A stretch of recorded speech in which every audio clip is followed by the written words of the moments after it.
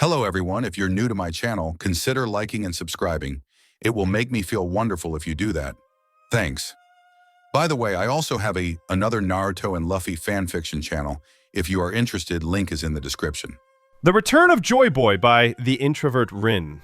A story in which Luffy is the child of sea. The secrets of Luffy are unveiled slowly, which gives heart attack to people. Member list.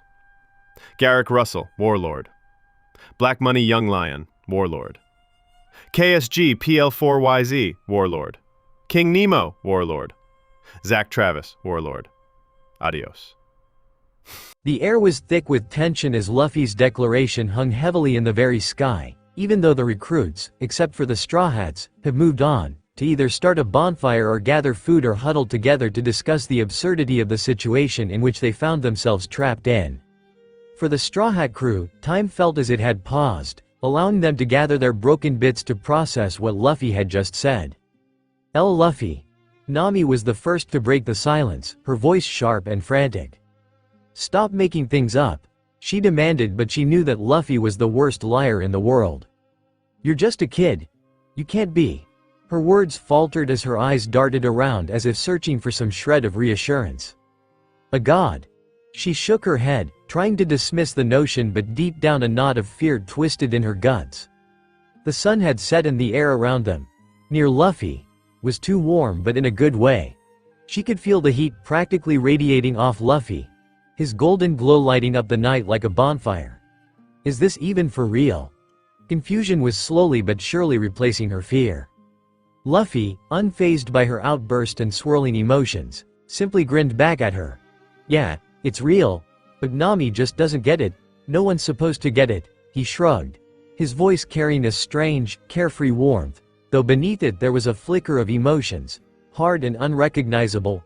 His red and blue eyes gleamed brighter as the glow around him flared, the heat from his body keeping them all comfortably warm in the chilly night. Luffy. Robin called out, standing a few steps away, as her arms hugged herself in reassurance. Her face was unreadable, but her eyes betrayed the shock in them. She couldn't believe that the child before her is a god of all things. The sun and sky god. Her mind provided as Saul's words to keep believing echoed in her mind. Did you hear my prayers, Nika? She asked, her voice steady but laced with emotions. Is that why you saved me? Why you've treated me so differently even when I was your enemy? Luffy blinked at her, surprised by the question. Prayers? He repeated, his grin faltering just slightly, reminding him of his handful of devotees whom he hadn't been able to answer. I didn't hear any. He muttered in a low voice. I just do what I feel like doing. His voice shifted to that usual carefree tone as he gave a reassuring smile to Robin. But, ever since I saw Robin's bounty, I wanted Robin in my crew. Usopp, who was standing a bit farther from the group, could only stare at Luffy with wide eyes and slack jaws. His mind was trying to make sense of everything. His captain, his kid-like, food-obsessed, naive, childish captain, his friend, is actually a god. The strangeness, the uniqueness of his captain was finally making sense as realization was settling in. This is crazy. Usopp's voice cracked as instances of Luffy's relation to divinity flashed in his mind. The horrifying incident in his village, the strange, soft, otherworldly glow emanating from Luffy every night without a fail, his ability to swim in waters, his control on the weather, his authority among the Sea Kings, his being stuck at his 20s when everyone aged due to Bonnie's fruit powers. There were so many signs before him, which he blatantly refused to acknowledge, but among them was one which could topple all the reasons. Luffy had fallen sick. He had been treated by Chopper. You can't be serious, right? Luffy, a god? Usopp questioned, his eyes darting to the otherworldly form of Luffy. No, Nika. What if you lose control again? He panicked, his mind flashing back to where it all started, the memory of Luffy transforming to something terrifying and capable of destruction. Didn't you say that you lost this power? Luffy took in a deep breath, as he felt the light of the moon shine over him. Being closer to the sky and sun did this. Luffy answered, once again trying to remove all otherworldly traces from himself, but it seemed impossible even with the night reaching its peak.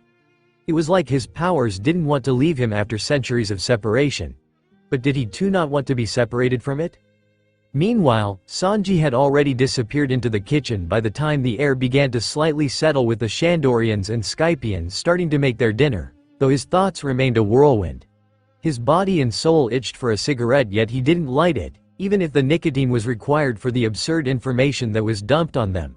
Time seemed to pass by so quickly, yet it was so devastatingly slow. Syra, the red maniac, then, the god of sun and sky.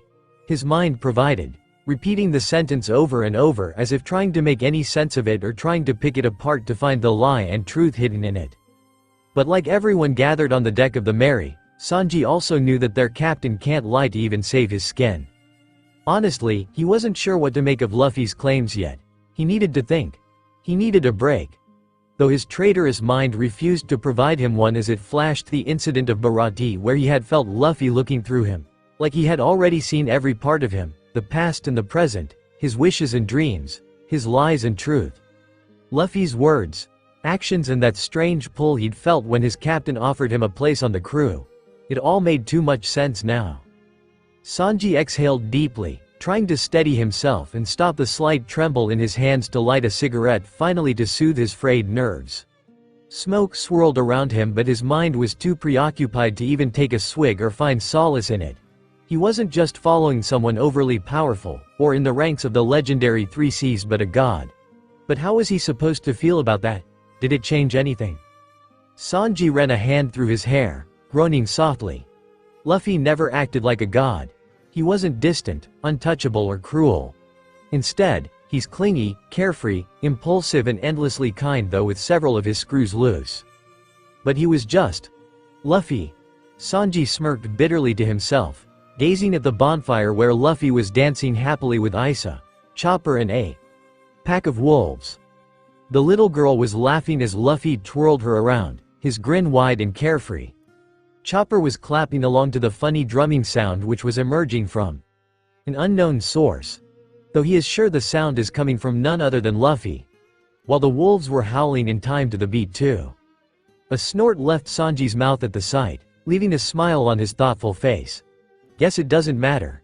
He's still the guy the first swore to follow, to the ends of the earth. But there was also no sign of tension, no trace of the gravity of Luffy's earlier declaration or the challenge awaiting them. Luffy radiated a warm, golden glow that lit up the night around them and prodded the onlookers to join, which some Shandorians and civilians were already doing, losing themselves in his infectious joy. Does that idiot even realize how much weight he carries? Sanji wondered, his heart feeling strangely heavy. The meal was ready and he soon started handing out dinner to everyone. He noticed Nami and Usopp hurtled far away in the corner, their faces slightly pale and distant, while Robin and Zoro stared at Luffy, with the former having questions clear as day. The former 3 even took their plates without a word, but as he turned to hand Zoro his plate, he caught the swordsman staring at Luffy intently. There was no doubt or confusion on his face. Following Zoro's line of sight, Sanji's breath hitched. The faint glow he had seen in the mornings on Luffy's back was glowing softly in the flickering firelight. Sanji didn't even have to squint to realize that it was that tattoo which he had seen when he had handed Luffy his coat and seen its fleeting view. Right now, though, it was shimmering with red and gold, its shape now discernible, a sun and moon entwined, their edges swirling together like an eternal dance. Zoro. Sanji began, his voice quiet as the reamed he took a seat beside the moss head. You knew, didn't you? Zoro didn't look at Sanji immediately, his gaze still fixed on Luffy with an unreadable expression. Yeah, he said finally, his voice low. I found out after he fell sick. Sanji's eyes widened, remembering the distant yet curious look on Zoro's face during their way to Alabasta. While Nami turned to Zoro, disbelief painted across her face. You knew about this? And you didn't say anything? She was on the verge of shouting, her hands thrown up in frustration. You're just going to let him walk around saying he's a god and you say nothing? Nami still wanted to believe that someone had played a prank on Luffy, saying that he's a god, but she knew, her mind and heart knew, that it was nothing but a lie to assure herself. Even if he truly is a god. We had a right to know, Zoro. Nami spoke, her tone sharp. A right? Zoro shot back, his voice rising slightly in disbelief. And what would you have done with that? Ask him 100 questions he doesn't have the answers to. Freak out like you're doing now with Usopp? His gaze swept over Nami and Usopp, who flinched under his scrutiny. Honestly, Chopper, Robin and Sanji were handling way better than the others, but he can blame it on one's naivety, others' inquisitiveness and the last one's cigarette. Moreover, he wasn't ready to tell us. Zoro spoke, his tone almost of dismission, but there was a hint of something deeper in his voice, like hurt. He had known about Luffy more than he let on, and had lived with the burden of Luffy disappearing someday. Though the latter wasn't known to anyone except him, it had crushed his heart. The only assurance he had was that Luffy was going to fight for his place on Earth. But with whom? Which god? How many even exist? And what if Luffy lost? But weren't you, he pointed his finger toward Nami, Sanji and Usopp, the most curious about knowing what the deal with Luffy was? He questioned, his eyes narrowed. He had heard Nami and Usopp speculating about Luffy's weirdness more than once, even if they pretended to be not interested in knowing.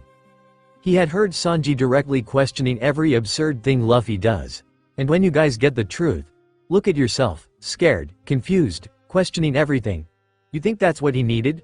Wanted? He spoke, gazing deep into everyone's eyes to make his point clear. Hell, he probably thought you'd reject him, shun him, be afraid of him. The crew was stunned to silence, each brooding in their own thoughts about the still naive, playful, and cheerful Luffy, their captain whom they have swore to follow, playing and dancing, not even bothering them after the revelation he dropped. Zoro stood up, taking a bottle of sake and walking towards Luffy, to join him, to assure him that even if the idiots he chose were confused, he was still by his side and will always be. But before he left, his eyes flickered from Nami, Usopp, and Robin. I don't want Luffy to be Nika. He spoke, his voice low and hiding the hurt in his voice. I don't want him to be a god either. Because there's a chance he might lose and be forced to leave. And I'm not ready for that. None of us are. His eyes softened slightly as he glanced at Luffy, now laughing as he fell onto the grass with Isa landing on top of him and a wolf licking his face playfully. But even if I don't want it, it doesn't change anything. He's still Luffy. He's still our idiot, impulsive, selfish and selfless captain. And that's all that matters. Sanji exhaled a long breath, running a hand through his hair before pulling out a cigarette. He lit it with a flick of his lighter, the flame dancing briefly before he took a slow drag. TCH. You think I'm scared? He scoffed, shaking his head. I don't give a damn if Luffy's a god, a devil, or the king of the freaking universe. If anything, it just means he's even more of an amazing idiot than I thought. He took another puff, his sharp blue eyes flicking toward Luffy, who was now a laughing mess on the ground. Hell, it's a damn blessing. Look at him. He's still the same idiot who steals food, makes us chase after him, and grins like the world ain't crumbling around him. His lips curled into a smirk. So what if he's Nika? He's still our captain. That's all that matters. Sanji's expression darkened slightly as he turned his gaze to Zoro. But what pisses me off, he muttered, voice dropping with irritation, is that mosshead over there knew before me. He exhaled sharply, shaking his head. You trusted him with this, but not me? He clicked his tongue. Damn it, Luffy. I thought we were closer than that. Zoro, who had just taken a swig of sake, snorted at Sanji's irritation. What, you jealous, love cook? He shot Sanji a lazy smirk. Maybe if you spent less time flirting and more time paying attention, you'd have figured it out yourself. He took another swig, tilting his head back. Besides, it ain't my fault Luffy told me first. Maybe he just thought I'd handle it better. Sanji twitched. Handle it better? You? He scoffed, taking a sharp drag of his cigarette. Like hell. You probably just stood there and grunted like the emotionally constipated idiot you are. Or hell, maybe even fled. Better than throwing a fit because I got to know first, Zoro shot back, rolling his eyes. Before Sanji could snap a retort, a small excited voice cut through their bickering. Ah. That's why. Both of them turned to see Chopper bouncing on his hooves, eyes sparkling with realization. I always felt this immense respect for Luffy. Like, not just because he's our captain, but something deeper. Like my soul already knew him. It makes sense now. Chopper exclaimed, ears twitching with excitement. I felt it the moment I met him. Like I was always meant to follow him, because he's... Oi, don't say weird stuff, Chopper, Luffy suddenly interrupted, still sprawled out on the grass with Isa and the wolves. His voice was light, but his gaze flickered toward Chopper with something softer, unreadable. "You don't need some big reason to follow me, you know?" Chopper blinked, momentarily thrown off. "But, it's not weird, it's true." Luffy grinned, reaching over to flick Chopper's hat playfully. "You follow me 'cause you want to, right? That's all that matters." Chopper's ears twitched, and he suddenly looked a little sheepish. "Well, yeah. Then that's it." Luffy stretched his arms behind his head and flopped back onto the grass. "No need to think about it so hard, Chopper." Zoro smirked, taking another swig of sake. "See, curly brow? Not everything's about you." Sanji clicked his tongue, blowing out a slow stream of smoke. TCH. Whatever, but despite his grumbling, there was the tiniest upturn of his lips. While Nami's mind raced with memories of her adventures along with Luffy, the countless times Luffy had risked his life for them, for her. She clenched her fists, battling the turmoil within her heart. Didn't she consider Luffy as her younger brother? Didn't she swear to follow Luffy? Didn't Luffy free her from her chains? But what did she do? What could she do? Accept him the way he is? Nami's mind provided, and she knew that this was what she needed to do. This was what her mind and heart needed to understand. Moreover, wasn't Luffy hypnotized to be the incarnate of destruction back in Syrup Village? So, there isn't a chance that Luffy would repeat it all over again, right? Robin had delved into the darkest corners of history, chased the truth behind the Void Century, and read tales about the gods who descended and blessed mankind. She had heard secrets that would break lesser minds. Yet, Luffy's secret was one she welcomed. But in that soft interplay of shadow and light, Robin not only saw the remnants of ancient legends unfolding but also the vulnerability of a child unburdened by doubt and sparked by curiosity. Her smile was quiet yet reflective. A silent acknowledgement that fate, in its endless mystery, had placed both beauty and sorrow in the same luminous hand. The deck creaked as Lu Chopper in tow, his stomach grumbling, demanding to be fed, but instead of asking for food from Sanji, Luffy's carefree grin faltered slightly as he saw and sensed Nami's and Usopp's inner turmoil. "Why are you guys so quiet?" Chopper questioned, his innocent eyes gazing in the confused ones of the crew. "You didn't even join us in the bonfire party, Usopp." Meanwhile, Luffy glanced towards Zoro for support. He could sense the way Zoro was already looking intently towards everyone. Perhaps, this truly wasn't the right time for him to reveal who he was. "I know things are confusing right now." Luffy started, his voice wavering and uncharacteristically vulnerable. "I didn't mean to hide anything from you guys." The crew stayed silent, letting Luffy complete his words. "But if I said anything back in the Blue Sea about this, chances were someone would know." Luffy uttered, his guts screaming that if he did tell his crew then something bad was prone to happen. Or someone would know. And they would target you all. Like it happened many eons ago. Sanji's eyes narrowed, the glow of his cigarette casting shadows across his face. "You hid this to protect us?" Sanji asked, his voice tinged with hurt. "We may be humans, mortals. But we aren't weak, Luffy." He gritted the cigarette between his teeth. "We can fight. For you. For our captain, dumbass." Luffy's gaze dropped, the weight of Sanji's words pressing upon him. I didn't mean to imply Sanji or anyone here is weak," Luffy murmured, knowing that his friends had strengths which rivaled the best in their own way. Moreover, he was there to help them shape their abilities, their hakis. "It's just, I don't have all my memories. They come in small bouts, fragments of a past I don't fully understand. It's confusing and scary." Luffy murmured the last part, his voice barely above a whisper, heard only by the wind, Zoro and Sanji. "I was scared that if I told you half-truths, it would scare you guys too, or worse, put you in danger." Usopp flinched at Luffy's words, his own fear gnawing at him. His fingers curled into the fabric of his pants, his mind refusing to move away from the incident in Syrup Village. But Luffy had never hurt them. Despite the chaos, despite the godlike power, despite the storm of destruction he had nearly unleashed, Luffy had fought for them, not against them.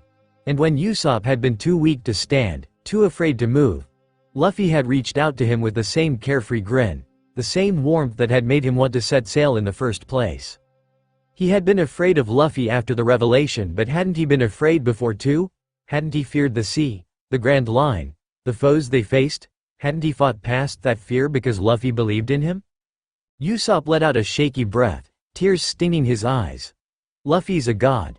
He started, his voice weak yet steady. But he's still the same reckless, passionate Luffy who'd risk everything for his friends, for us. He wiped at his face furiously. He's our captain. It felt like he was saying this more to himself than the others to reassure his heart. But if you believe in us, Luffy, Usopp finally glanced at Luffy, wiping his tears and snot. Then we can believe in you too, right? Nami, however, wasn't as quick to let go of her emotions. Her nails dug into her arms, her body rigid with anger she didn't fully understand. You idiot, she snapped, her voice shaking. Do you have any idea what it felt like to be afraid of you? Luffy's breath hitched, eyes wide. I've lost people before, Luffy. Too many times.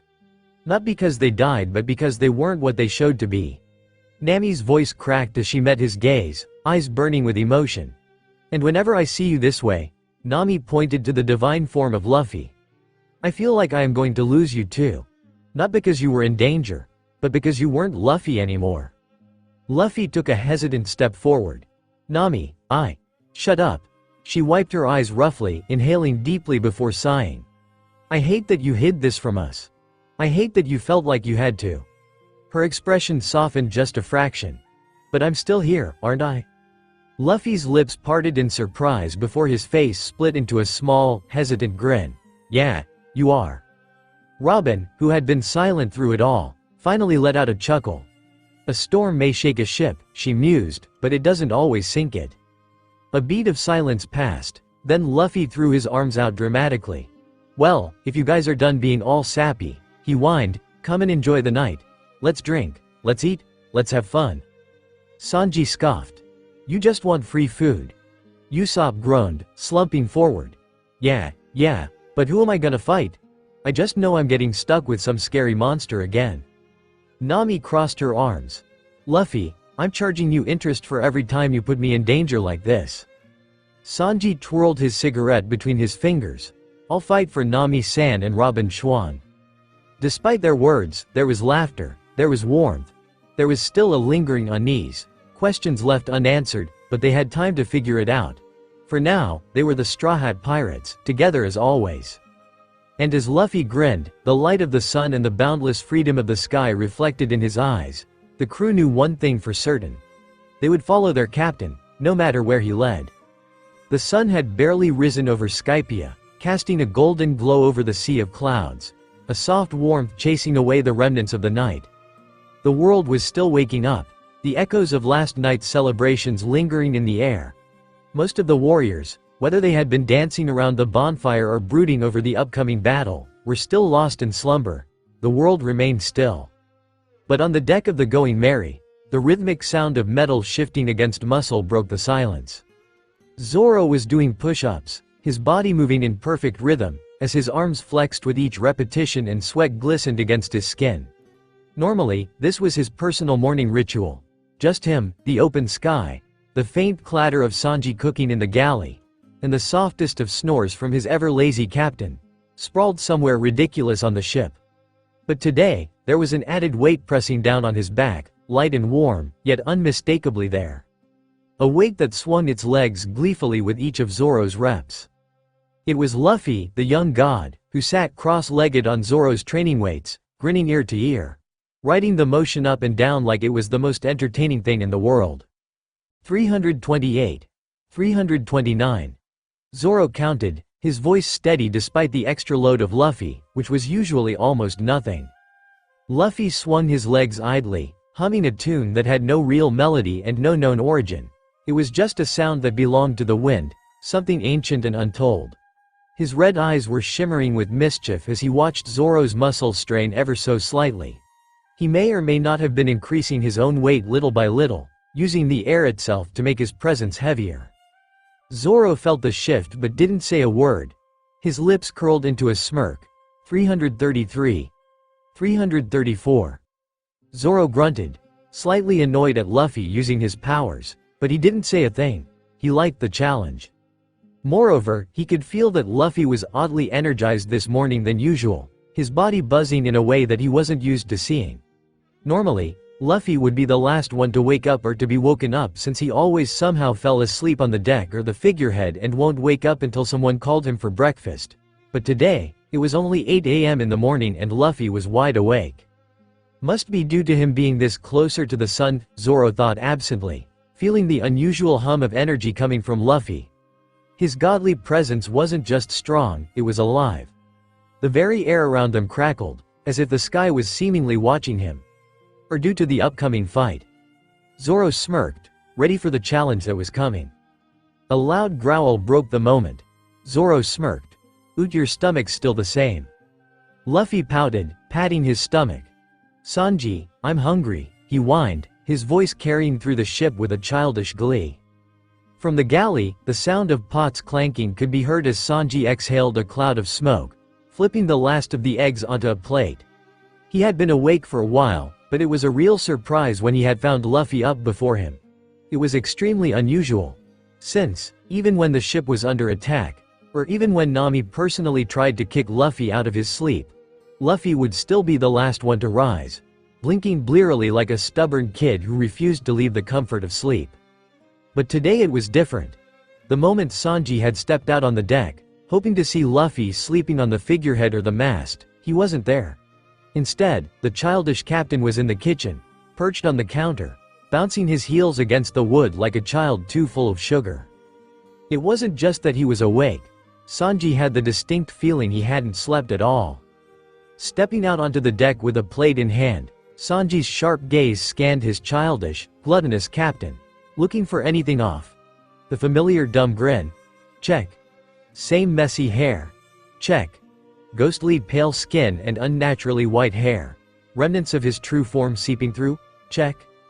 Sanji frowned slightly, debating whether to ask, but knowing Luffy, it might be the excitement of the challenge waking him up earlier than usual. Hence, in the end, Sanji sighed and handed Luffy his plate. "Here, you bottomless pit. Try not to choke." "Thanks, Sanji," Luffy beamed, digging in immediately, his legs swinging once more, much to Zoro's irritation. Every time Luffy shafted, his weights wobbled slightly, making Zoro's push-ups more difficult. Sanji smirked, taking a long drag from his cigarette, enjoying the sight before him. "You know, I gotta say, it's kinda disturbing seeing you awake before noon, Luffy." Luffy, with a mouthful of food, blinked up at him. "I'm always awake." Zoro snorted, "That's a lie and you know it." "Luffy always awake," Luffy insisted, puffing his cheeks. Sanji exhaled smoke through his nose, amused. Yeah, whatever you say, always awake." Crack. A sudden streak of blue lightning tore through the sky, striking the earth with a deafening crack, the sharp sound ripping through the peaceful morning. The ground sizzled where it hit, the force of it sending tremors through the wood of the ship. Wah! Nami, Usopp, and Chopper shrieked in unison, scrambling toward each other like frightened prey. "What the hell was that?" Usopp yelped, tripping over himself as he scrambled onto the deck. "We're under attack," Chopper wailed, clinging to Usopp for dear life. "That almost hit us," Nami yelled, clinging to the railing, her heartbeat hammering. The Shandorians in white berets, also, jolted awake at the sound, their instincts kicking in. They knew that lightning. They had lived under the terror of its wielder for far too long, awaiting for any punishments that may befall on them. And then, a voice, smooth, arrogant, mocking and omnipresent, rang through the sky, forcing all to listen. "You puny fools. The time has come for the challenge." The voice belonged to none other than the self-proclaimed god of sky and Skypia, Enel. It seemed to come from everywhere at once, surrounding them, pressing into their ears, making it impossible to pinpoint the source. For anyone else, it would feel like the voice of a true god. But Luffy, he just turned his head and looked directly at Enel. Floating above them, hidden in the swirling clouds, was the so-called god of Skypia, his golden staff crackling with residual electricity, his smirk oozing confidence. "There's the mortal," Luffy muttered, unimpressed, pointing at Enel. Enel's voice continued, as if expecting everyone to tremble at his words and scramble to run for their life. "The rules have been decided. The challenge is set in motion. And though I, the great god of sky, Enel, would rather not waste my time with such trivial challenges, I have agreed to this. Enel's voice edged to mocking, with a devilish smile peeking through his face. All he needed was to keep the fool of the god busy in his own musings to run away to the fairy Verth. There was a pause, deliberate and drawn out, letting everyone gather to connect the dots. Because it was your idea, after all, so-called sun god Nika. Silence. The sky rumbled. The clouds darkened ever so slightly, as if the heavens themselves disapproved. A breeze whispered through the trees, carrying unease. The very sun flickered, as though disgusted by Enel's words. Luffy's expression didn't change, but his crew felt it, the weight in the air, the way the world seemed to listen, their heads snapping towards Luffy. Huh? Luffy blinked. I never proposed the challenge, he retorted, not liking the fake god's intention to split his team members and his trusty crew. So you didn't propose this shitty challenge, did you? Sanji exhaled, flicking his cigarette. Luffy pouted, crossing his arms. I didn't say anything. Luffy never said anything. Usopp, still shaking from the lightning stroke, jabbed a finger at Luffy. Then why is he acting like you did? Why was the guy hellbent on making it seem like Luffy did propose everything? Zoro snorted, seeing through the cowardice of Enel, the guy with the Guro no Mi fruit, giving him powers to control lightning. Figures. He's trying to frame Luffy into playing along with whatever he's got planned. Understanding dawned on the crew, but among the Shadnorians and White Berets, uncertainty lingered. Enel was twisting the narrative, making it seem as though Luffy had proposed the challenge, as if he had set the stage for this fight. He's fooling everyone. Nami grit her teeth, noticing how some of the Shandorians and all of the White Berets were looking at Luffy with distrust. Robin, who had been silently observing, tilted her head. That is an interesting tactic. He's using your reputation against you, Captain. Luffy, however, didn't seem too concerned. He simply placed his hands on his hips and puffed out his cheeks, a mix of annoyance and amusement. That guy's dumb. Luffy declared, unimpressed. But whatever. I trust you guys to win. So, I don't care about him playing his silly little games. The crew tensed, their faces turning red at the sheer, blind trust he had in them. Enel, oblivious to all the conversation, kept talking. The first round will begin shortly. Nika, choose your first 15 warriors. Luffy stretched his arms behind his head, yawning lazily before hopping off Zoro's back. All right then. Without hesitation, he began listing off names. Zoro, Sanji, Chopper. He glanced at the Shandorians and the White Berets. 6 of you guys. Wiper, Reiki, Kamakiri, and 3 others. The chosen warriors straightened, their eyes gleaming with determination while the Straw Hats felt amazed at Luffy remembering the names of his chosen ones. Very well, Sun God Nika, Enel drawled, his voice carrying effortlessly through the air even though the sky rumbled softly. A warning growl hidden beneath the morning breeze, as Enel's lips curved into an infuriating smirk and touched the ground. His golden staff gleamed under the sunlight, his form exuding arrogance as he lazily stretched his arms. I, too, have chosen my warriors. As if summoned by Enel's words, Shura, Frieza, Gedatsu, and Satori materialized at his side, their figures wreathed in the static hum of lightning. Further, 11 more divine soldiers followed suit, standing rigid with silent obedience, their spears crackling with the remnants of Enel's powers. They all stared forward with unwavering confidence, as if victory was already decided. The sky dimmed slightly, as if the clouds themselves were grimacing at Enel's presence and fake confidence. Zoro rolled his shoulders, cracking his neck with a nonchalant air, ready to fight while Sanji scoffed, flicking the ash off his cigarette. Chopper gulped but steadied bouncing lightly on his hooves in preparation. While the chosen Shandorians and the White Berets exchanged glances. But what kind of god would I be if I didn't grant my subjects a moment to prepare? Enel's voice dripped with faux benevolence. 1 hour. Rest, eat, do whatever you must. Then the game begins. The declaration left everyone momentarily stunned. Wiper narrowed his eyes in suspicion, but his warriors welcomed the time without question, immediately setting up to eat and sharpen their weapons. The White Berets and the civilians followed suit, albeit more cautiously, still wary of what this so-called mercy entailed. Sanji exhaled a puff of smoke. TCH. At least we get a decent breakfast before whatever insanity happens next.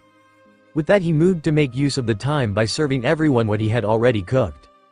Zoro, meanwhile, settled against a rock and shut his eyes, his hand resting on one of his swords. If there was an hour to kill, he would spend it wisely. While Chopper looked between everyone, still uncertain but relieved for the break.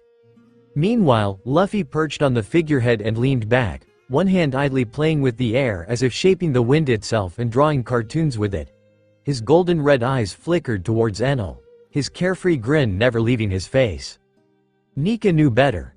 This wasn't some kindness. This was Enel, the fake god, buying himself time.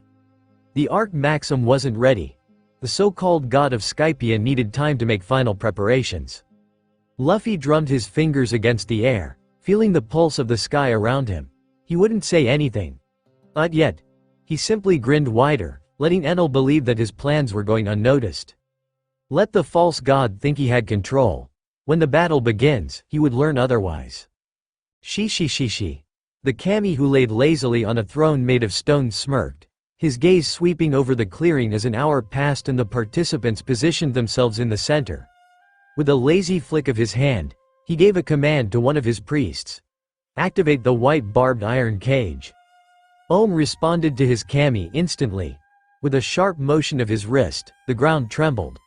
The air grew heavy as thick, razor-sharp iron pillars erupted from the earth, curving like monstrous fangs to encase the chosen participants.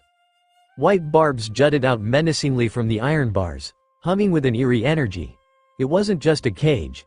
It was a battlefield, one designed to trap its combatants with no means of escape. The winds howled in protest, not liking the unfairness, and a sharp gust rustled through the one who shone like the sun's hair, whispering their displeasure at such a cruel stage. Even the clouds above gathered tighter, a faint swirl forming in response to their rightful god's presence. Yet, Nika only grinned, unbothered. His trust on his crew transcended the fake confidence in the other team. Enel turned his piercing gaze back at Nika, his fear hidden beneath layers of arrogance. Now, Nika, he sneered, his voice dripping with false magnanimity. I must remind you. These matches will be fair. He let the word hang mockingly. That means no use of divine powers in either of the matches. Not theirs. Enel pointed to the participants inside the cage. Not ours. His lips curled into a smirk, believing that by the time it may come to the last match he may either be far gone from here or will fight the shit out of a brat with no powers involved. After all, he was sure that his raw strength was much more than the brat's. Nika pouted, not liking the idea to stay still until the last match, but his pout soon changed into a grin, as he raised both hands in surrender. I got it, he said, then, as if it were the most natural thing in the world, he reached into the air and pulled, grasping at nothing, yet retrieving something. A soft puff of cloud coalesced beneath his fingers, shifting and solidifying into a comfortable seat. With a content hum, he hopped onto the floating cloud, letting it drift lazily beside the iron cage. His legs swung idly as he adjusted himself, already looking far too at ease. Then, with another playful tug at the atmosphere, he crafted something new, small, white, almost invisible drums that hovered beside him, waiting. Zoro squinted. You're making drums now? Nika beamed, tapping a finger against the air. A faint, rhythmic sound followed, like a heartbeat echoing in the wind. I'll play when I feel like it, he said simply. Sanji raised a brow but said nothing, though something in his gut told him Luffy wasn't just creating instruments for fun. Enel, watching from below, felt an odd sense of unease settle in his chest. Something about Nika's casual demeanor, the way he was seemingly making everything obey him, the way the sky almost seemed to shift around him, made him grit his teeth. The razor-shaped white barbed iron cage loomed around the participants, its jagged edges humming with an ominous energy that made the hairs on the back of their necks rise. The battlefield had indeed been set, and despite the Kami's Enel's mockery of fairness, there was nothing fair about it. Sanji exhaled a long stream of smoke as his eyes warily scanned the cage, letting the embers at the tip of his cigarette burn a little brighter as he gathered the attention of those around him. Look, we are currently stuck having to face some other team, he started, but his eyes turned wide and voice became incredulous soon. Where are you going? He shouted, stunned at the sight of Wiper, the leader of the Shandorians, barely spared him a glance before signaling his warriors forward to the enemy. A part of Sanji hoped that at least some would stay, seeing a handful of them's trust in Luffy last night, but to his astonishment all the Shandorians rushed toward the right side of the battlefield, their movements quick and decisive, following Wiper. Heck, even the white berets mimicked them, dashing toward the left side of the battlefield without a second thought. Sanji's eyes twitched in annoyance and anger. What the hell are they thinking? He shouted, turning to Zoro and Chopper, only to realize they were the only ones actually listening to him. But even that was a stretch, judging by the bored, almost annoyed expression on Zoro's face, who did not even look remotely interested when he hadn't even started to explain anything yet, was more than annoying. This is supposed to be teamwork, not a damn free-for-all, Sanji shouted after the retreating warriors, knowing that he might have a better chance getting them to agree with him than pestering the dumbass mosshead. We're gonna lose at this rate, you assholes. His complaints dwindled into grumbles only Chopper, with his sharp ears, could catch. Sanji sighed. He knew that even with just the three of them, they could hold on their own. They weren't weak. They had trained in ways anyone couldn't even imagine. They had survived against monstrous kicks and punches, felt their legs tearing at the borderline tortuous training. They had survived through it and were slowly unlocking their haki even. And all this was done with the help of none other than a god. A god trained them. A part of him still hesitated to put the word to Luffy's face. Was he still just their Luffy, or was he now truly Nika, the sun and sky god? What would happen in the future with this revelation? A part of Sanji hesitated in thinking, why would Luffy ever feel the need to hide it if he trusts them? Was there more to Luffy's declaration? Should they call him Luffy now? Or was it Nika now? He forgot to ask that. Incoming! Chopper's voice rang out just as a massive white ball plummeted towards them. Sanji reacted instantly, snapping out of his thoughts and springing to the side with an effortless grace, with Zoro following closely behind him, dodging the ball with a practiced motion. Boom! The impact of the white ball sent a shockwave outward, kicking up dirt and debris as the trio tumbled back further. The ground where they had stood moments ago had turned into a smoking crater, the white-hot remnants of the explosion still crackling ominously. Sanji pushed himself up with a grimace, staring at the crater. What the hell was that? A white bomb, apparently, Zoro muttered, stating the obvious as he dusted himself off and unsheathed Wado Ichimonji and Sandai Kitetsu, knowing very well that this was just the beginning. There's no way that only one of those things would be fired at them. Before the trio could react further, two more explosions erupted from the direction where the Shandorians had charged. Their heads whipped towards the commotion, to have a better understanding of the situation. The Shandorians were under siege. A massive purple bird, large enough to dwarf some of the trees surrounding the battlefield, swooped down upon them. A man stood on its back, gripping a long, gleaming javelin in one hand. That was none other than the priest of the Ordeal of Strain, Shira, who was mercilessly cutting down warriors mid-air. The Shandorians were retaliating, firing their cannons at the best, but their efforts barely slowed the man and his companion down. The next second, an arrow landed right in front of the trio's straw hats, barely missing Chopper by a hair. By the angle of the arrow that burrowed itself adamantly to the ground, Sanji figured it came from the opposite end of the battlefield, where the white berets had gone and another battle was raging. White-robed monk-like warriors with goat-like features were relentlessly attacking the white berets, their bows firing cloud-like arrows that spiraled unnaturally before striking their targets. The berets, unprepared for such a method of attack, scrambled to defend themselves using the clouds. They were the ones who needed more help than the Shandorians, but it wasn't like Zoro, Sanji and Chopper had enough time to intervene as another started falling from the sky, streaking towards them. And this time, a man was riding one of them and heading towards them. He was round, his body bouncing atop the floating sphere like a grotesque parody of a performer. His long, dark red hair struck out beneath a peculiar orange hat, and large yellow sunglasses obscured his eyes, contrasting his fair skin and white jumpsuit which was adorned with golden rings. It was none other than one of the priests of Enel, Satori. Ho ho ho ho! Satori's obnoxious laughter rang through the battlefield.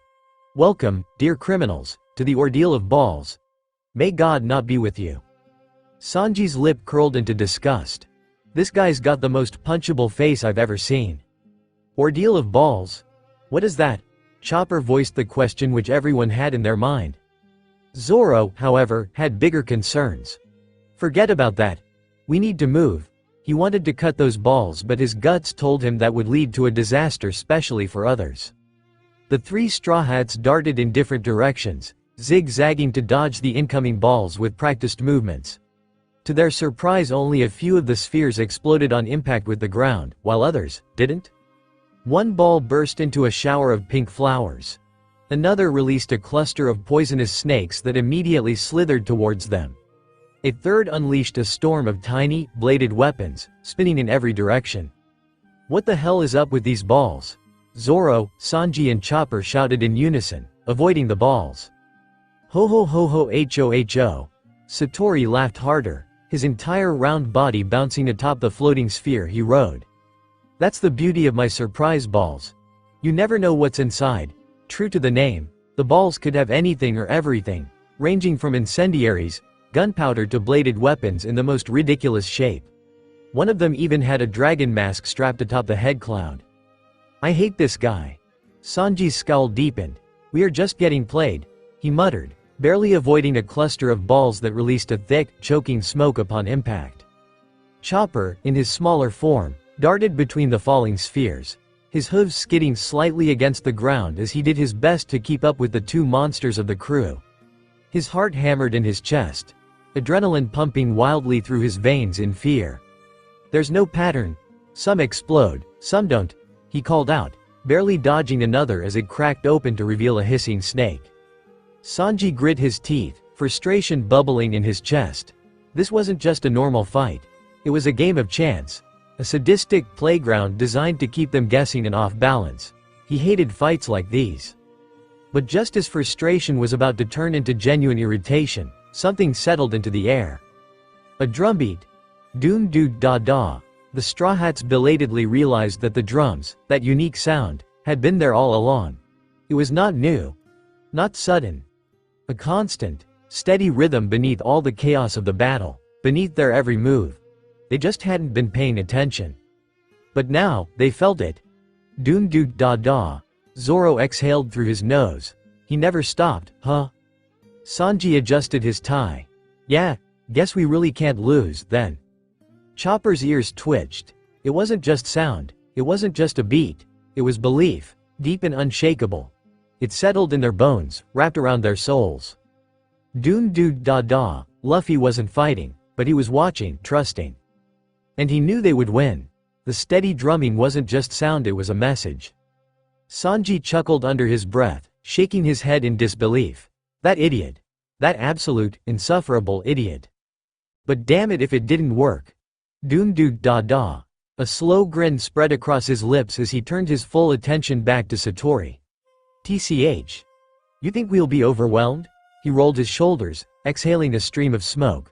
Sorry, but that's not happening. Zoro smirked, rolling his neck. Ha.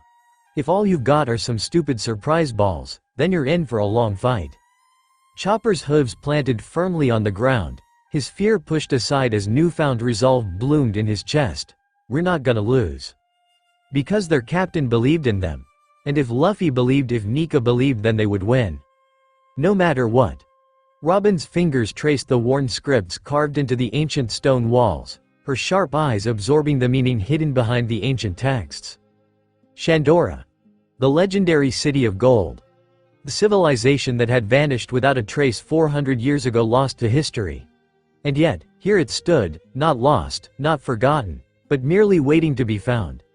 The ruins stretched before her, vast and silent, carrying the weight of an untold story. Her mind quickly began piecing the puzzle together. If Shandora had truly disappeared from the blue sea, then how had it ended up here, in the sky? There was only one possibility. If a knock-up stream was capable of sending their ship to the Sky Island, then it's possible that one of unprecedented force had erupted beneath Jaya, severing a part of the island and sending it skyward. Her thoughts flickered to the half-submerged remains of Cricket's home, the clean cut through his house. That wasn't erosion. It wasn't the work of time. It was a separation. The missing half of Jaya had been ripped away, carried to the skies. And now, centuries later, she stood upon it. She turned back to the etchings on the walls, noting the detailed map carved into the stone. It outlined the ruins, the roads, the once great structures now overgrown with vines. The map had guided her here, but who had guided her to this side of the ruins? Luffy. He had pointed her in this direction. Not randomly, not out of thoughtless impulse, but purposefully. How did he know? A small part of her dismissed the idea. It could have been pure instinct, a whim, a lucky guess.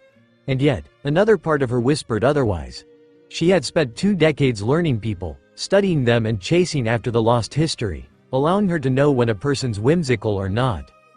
Robin felt the winds tug her hat, guiding her to walk deeper into the ruins and follow the path that laid before her. The winds whistled softly through the crumbling city, a gentle but insistent guide. It curled around her, rustling the leaves, urging her onward. Was it Luffy's doing too? A part of her wondered, but before she could delve deeper into it, the ruins stretched out, revealing themselves in pieces as if they had been waiting for someone to see them again. Then, at last, going through a tunnel, she found it. The lost city of Shandora. Robin inhaled sharply as the grand structure of Shandora unfolded before her eyes. Vines draped over the towering walls, nature reclaiming what once belonged to man. Yet despite the passage of time, the architecture stood resilient, proud, unyielding, eternal. The city of gold was not merely a legend, it was real, and it had survived. A slow, genuine smile graced her lips. This was the real treasure, not gold, not riches, but history itself. As she wandered deeper into the ruins, awe settling into her every step, her thoughts drifted back to Luffy. Or does he prefer Nika? Had he always known the city was here? Had he already known that the great treasure Cricket searched for was never lost, merely waiting above? She frowned slightly. The thought was unsettling, yet strangely fitting. He had been so determined to come here, so certain of this journey. Was that why? Or was there more? Her fingers curled slightly as a new thought surfaced. If Luffy truly is a god, he must have existed beyond human time, maybe even the starting of the very universe. Then he must know more than any record ever could. But did he remember the past that the world had erased? The Great Void Century? The history that was forbidden to be spoken and recorded in hieroglyphs? Did it live on in him? Did he play a part in Void Century? And if so, could Nika read the lost language? Or more hauntingly, could he speak it, pronounce the words as they had once been spoken, before HCED? A chill ran through her as she let that possibility settle in her mind. Then, just as she was about to move forward, she saw it.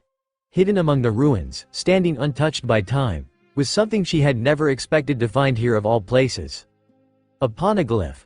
Her breath caught in her throat as she approached, her fingers brushing against its ancient surface. The indestructible stone, etched with the script of the past, waited silently for its story to be read. And as her eyes traced the words, she read aloud in a hushed whisper. Truth in the heart and the mouth sealed. We are those who record history together with the sound of the great belfry. The words resonated within her, their meaning lingering like an unsolved mystery. Robin exhaled slowly, her heart pounding. This was not just another piece of history. This was proof. Nami tightened the last strap on her hastily assembled dial weapon, her fingers working quickly as she listened to Usopp chatter beside her, guiding her and the others to prepare their weapons too. Around them, the 5 Skypian Konas, Pagaya and 3 more hurried to supply them with as many dials as possible, explaining their functions and usage. With the way the fight was going on, they had no illusions about their chances in battle. Taking down even one opponent of the opposite team in this war was going to be difficult. This could work, Usopp muttered, turning a small flame dial over in his hands. Maybe, if we don't get hit first. That's a big if, Nami replied dryly, testing the weight of a jet dial attached to her staff. Konas, who had been quietly observing their preparations, knowing what was on stake, suddenly spoke. Nami. Is your captain truly challenging the Kami for the title of Kami? She questioned, having deciphered that the straw-hatted captain was metaphorically claiming himself to be the Kami of sun and sky. Nami froze for a fraction of a second, her sharp catching onto how Konas didn't believe it and how the other Skypians were also looking towards her for an answer. In all honesty, Nami understood why Luffy didn't like Enel taking the title of his late brother, but the thought of Luffy being actually a god, a king, made her shudder. She knew Luffy was telling the truth, but her childish, idiotic and loving captain had no sense of restraint, no strategy, no understanding of responsibility. Even if he might have lived for eons, he just did things as he wants. The idea of Luffy, Nika ruling over anyone or anything was ridiculous. And yet, a traitorous voice in her mind whispered, "But he already does, doesn't he? Not as a tyrant. Not as some self-declared ruler. But as someone people willingly followed. He never demanded loyalty. No, it was given to him. He never sought power, yet it bent to his will. And despite his bottomless appetite, there were times when he had offered food to others, where he had not asked for seconds, pretending he was full when they had little to eat in the treacherous seas." "Nami?" Usopp's voice snapped Nami out of her thoughts. He was watching her expectantly, clearly waiting for a response. "If you have to fight, what's the plan?" Nami hesitated, her hands clenching around her climax. She wasn't a fighter like Zoro or Sanji. She wasn't ridiculously powerful like Luffy. But she had fought before and won. She could do this. She could win, and she was sure with Usopp and the others at her side they were gonna win this. Before Nami could answer though, her gaze landed on a small figure sitting near the arena. Isa. The little girl sat with wide, focused eyes, nodding along to Luffy's tune of drum beats. Even from where they were, Nami could hear it, the steady, energizing sound resonating in the air, like a pulse. Isa seemed completely in tune with it, her head moving ever so slightly, her expression that of hope. Isa had been watching the battle from the very beginning, her small hands clenched into fists as emotions warred within her, fear, hope and excitement all swirling together, making it feel almost overwhelming. Fear for the warriors who fell, for the ones still fighting, for the uncertainty of who would rise again and who would not. The battle was fierce, and the possibility of losing everything loomed over them like a shadow. Would they all make it through this? Would her home, the upper yard, finally be free and theirs? Hope, because this was their chance. A chance to win for once and all, to bring an end to Enel's reign, to stop the senseless suffering. She didn't want to live in exile anymore. She didn't want to fear stepping foot on the land that belonged to her people or worry others just because she wanted a fistful of the earth. And excitement because despite the fear, despite the stakes, this fight was unlike anything she had ever seen.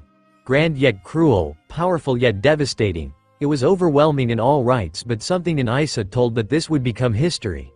A day which would be remembered as the day of liberation.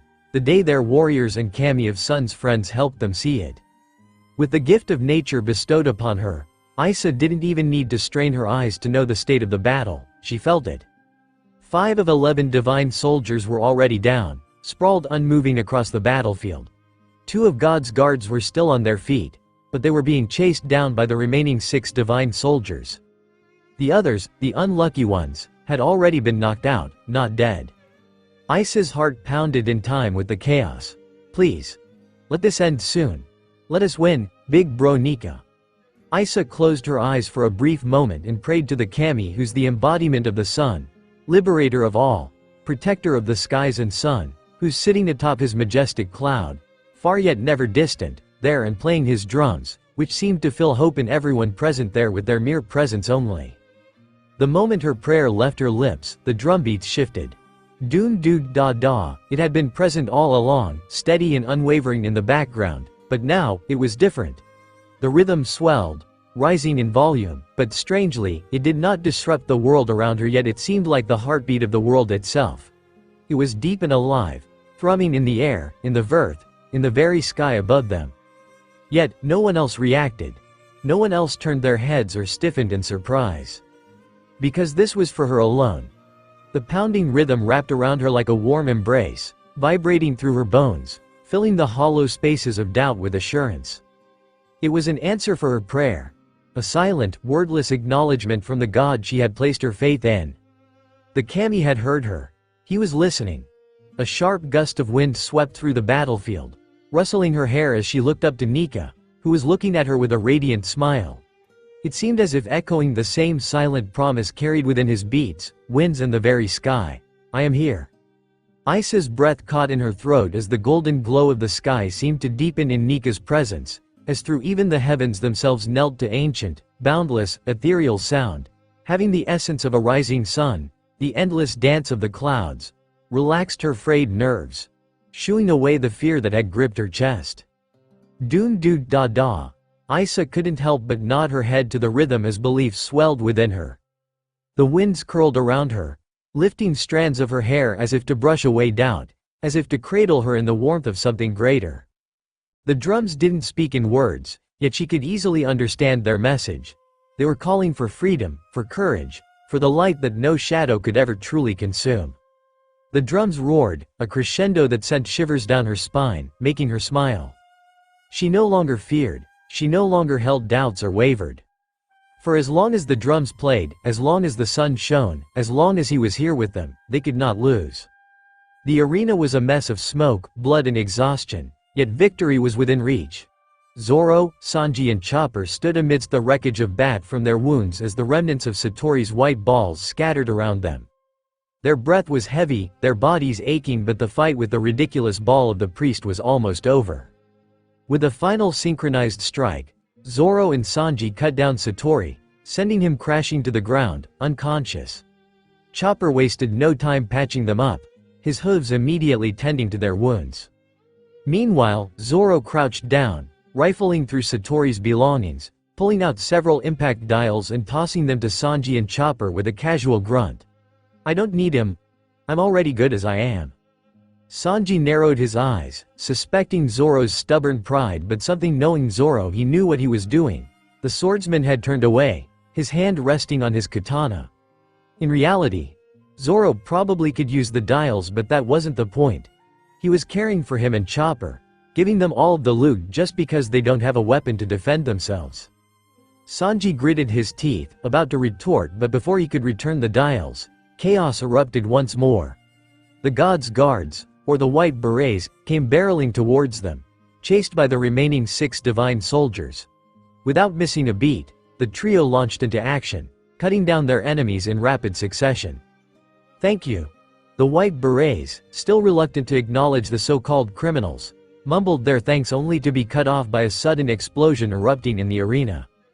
The ground trembled as Gedatsu, looking worse for wear, came hurtling towards them, pursued by 3 determined Shandorians. Close behind them, like an ominous shadow in the sky, came Shiro riding Fuza, his eyes gleaming with cruel amusement. Zoro and Sanji exchanged a glance. No words were needed as they moved in sync. Zoro lunged at Gedatsu, aiming to slash him, but the priest narrowly dodged by activating the milky dials on his shoes, lifting himself into the air. TCH. Annoying. Sanji clicked his tongue and without hesitation, he vaulted off Zoro's back, earning a sarcastic, "What am I? A damn springboard now?" Twisting mid-air. "Party's over, you eyebrow freak." Sanji's leg connected with Gedatsu's chest, sending him plummeting face first onto the ground, unconscious. "We had that under control." Wiper's furious shout cut through the air. "Stay out of our fight." Sanny scowled, about to snap back when a sudden chill blasted across the battlefield. Despite the blazing sun, the shadows lengthened unnaturally, seeming to consume the sun itself and darkening the world. Instinctively, they looked up and there he was. Luffy, Nika, in his giant form, stared down at them, his ever-present grin absent and expression unreadable, but disappointment vividly flickered in his ethereal red-blue eyes. The sheer weight of his presence sent shivers down spines, the very sky itself bending to his will. The white berets shrank back, some outright trembling, still unable to accept Nika as a kami, yet the sight of him vast, divine, undeniable shook their resolve, making them realize that they truly were in the presence of an otherworldly being. Not just someone who wants the title of kami, but someone who is kami. Zoro and Sanji, however, felt something else. Something other than the immense respect and joy which Chopper could feel blossoming in his very heart. Nostalgia. A memory. Twin Capes and Laboon. Their minds flashed back to Twin Capes, to the moment Luffy had saved their ship from crashing into Laboon. The memory was vivid, his laughter, his impossible strength, the sheer absurdity of it all, but so was the exhaustion that followed, leaving Luffy pale and sick. Sanji clicked his tongue, but there was the barest flicker of concern in his eyes. "Don't overdo it, Luffy." Zoro, arms crossed, scowled up at their captain, who wasn't yet ready to use all his powers, but there was something unreadable in Zoro's gaze, something wary. Luffy looked fine now, But Zoro remembered how heavy the idiot had felt in his arms back then, how sluggish his breathing had been afterward. Zoro hated seeing that. "If you pass out after this, I'm not carrying you," Zoro muttered, barely loud enough to be heard, but even he wasn't sure if it was meant as a warning or a promise. Before any more words could be exchanged, Reiki's sharp voice cut through the air. "Wiper, focus. Shira and Fuza are still here." As if on cue, the last priest in the arena circled above them, his bird flapping its massive wings, keeping him just out of reach but also trembling slightly. Wiper readied his gun. Reiki adjusted her rifle. Kamakiri gripped his burning blade. All three of them ready to strike. But someone didn't get the memo of it and confidently strolled towards Reiki with a flirtatious grin. "Don't worry, miss. I'll handle the priest. A lady like you doesn't need to." Whack! The butt of Reiki's gun met the perverted cook's Sanji face, leaving a well-deserved red imprint on his cheek. "All Shandorians are warriors," Reiki said flatly. Sanji wobbled, giving her a thumbs up. "Got it." Zoro sighed, smirking and rubbing his temple at the love cook's antics. "Idiot." Wiper narrowed his eyes at the lone figure in the sky. Shira, perched atop Fuza, hovering just beyond their reach. It was too suspicious. But if there was one thing Wiper knew about Enel's priests, then it was that they were cocky, sadistic and quick to assert their dominance. Yet, Shira was holding back, maintaining distance instead of charging in like a reckless zealot. That meant only one thing: he wasn't stupid. He knew that diving headfirst into an outnumbered battle was a death sentence. But that also meant he had a plan. A coward's patience, Wiper thought, gripping his weapon tighter. But even that is bound to crumble when Wiper could see that Shira doesn't have any long-distance weapon. "We can use this to our advantage. Aim at the enemy and shoot him out of the sky," Wiper barked, rallying one of his only companions armed with a gun. "Don't let him get close enough to attack since he has no long-ranged weapons." Without missing a beat, Reiki raised her rifle and fired. Wiper followed suit, launching cannonballs with precise, calculated aim. Their attacks roared through the sky, smoke trailing in their wake. But yet, no matter how many rounds Reiki fired or how many cannonballs Wiper skillfully shot, the result was the same. Not a single shot landed. Fuza weaved effortlessly through the air, twisting its massive body to avoid every bullet and cannonball. Shira barely even moved, his grin widening as though he found the whole thing amusing. The grin made Wiper's blood boil. He was playing with them. High above, Shira smirked at their helplessness. Pathetic. Like sinners should even dream of striking him. Unlike the fool Gedatsu, who could forget how to breathe mid-battle or forget how to see, Shira was a strategist. His mantra let him predict their attacks, but more than that, he was stalling for the success of the genius plan he's crafted. And truly it was simple. Keeping just enough distance to remain untouchable while forcing the buffoons to waste their ammunition. Then he'd burn them all alive using Fuza's fire breath from a distance they wouldn't be able to fight back from. It's not like sinners, such as those pathetic Shandorians, would be smart enough to tell what was going on. Wiper was cursing under his breath, knowing very well that if they kept this up they'd be empty-handed before they even got a chance to fight. While Reiki, still firing, started to frown at the enemy's actions. Something wasn't right. This has to be part of Shira's plan. But what would the merciless priest get by possibly exhausting his own mate? Reiki knew that the priest's movements weren't just about self-preservation. There was an objective behind them. But if all he wanted was to avoid injury, he could have fled to a safer distance to wait for an opening. Instead, he was keeping close enough to be a constant threat but just far enough to remain untouchable. Reiki gritted her teeth in frustration as another round of bullets were wasted, making her add her gun only to have an epiphany. The realization hit her like a lightning bolt. Shira was making them use up all their ammo. No wonder the cocky priest didn't look even slightly nervous but was smirking all the time. "Stop shooting," she shouted, cursing Shira under her breath. "He's deliberately making us use up all our ammo for nothing."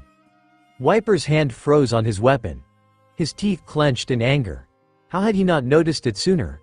A quick glance at his supply confirmed his worst fear: only one batch of cannonballs left. Shit. Zoro, who had been quietly observing the battle, exhaled through his nose. "So, we can't shoot. Fine. Is there any way to get close and attack instead?" His words were blunt as always, but sometimes, stating the obvious was exactly what was needed to cut through the tension. Moreover, his words helped everyone to focus on the current situation instead of panicking about the near-ending supply of ammo. The white berets stiffened, clearly knowing a way to get closer without costing any actual projectiles, but they felt lost and iffy about the whole situation. They felt themselves trapped in. In truth, it was strange, following the lead of a pirate, answering them a criminal they had once tried to apprehend. Yesterday, they had been enforcers of justice, defenders of their home against intruders, the white berets. And yet now, they stood against a priest of their kami Enel, aligned with those same pirates. They couldn't understand why they were given this punishment when they had done their duties, went to capture the intruders who got in their homes illegally and didn't pay the fine. Yes, they hadn't been able to bring them to justice. They hadn't been able to do their job of arresting them, but even got beaten up. But surely their kami knew that these intruders pirates were stronger than them. Moreover, they had been completely swept up in events far beyond their understanding. First, their kami had sent his priests to force some citizens into this heavenly challenge, which was nothing but a cruel game. As defenders of their home, they couldn't let that happen and had, instead, volunteered themselves up for the game, but 15 of them weren't enough. Hence 3 of the innocent citizens were forced to participate anyway.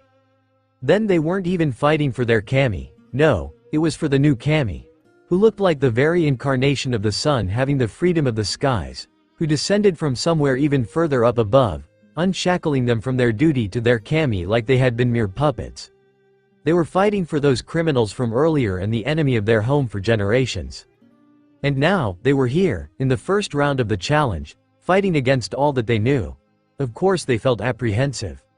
Suddenly, a chill ran up the white berets' spines, as if the sky itself had turned against them and the sun had vanished, disappearing to give way to an approaching storm.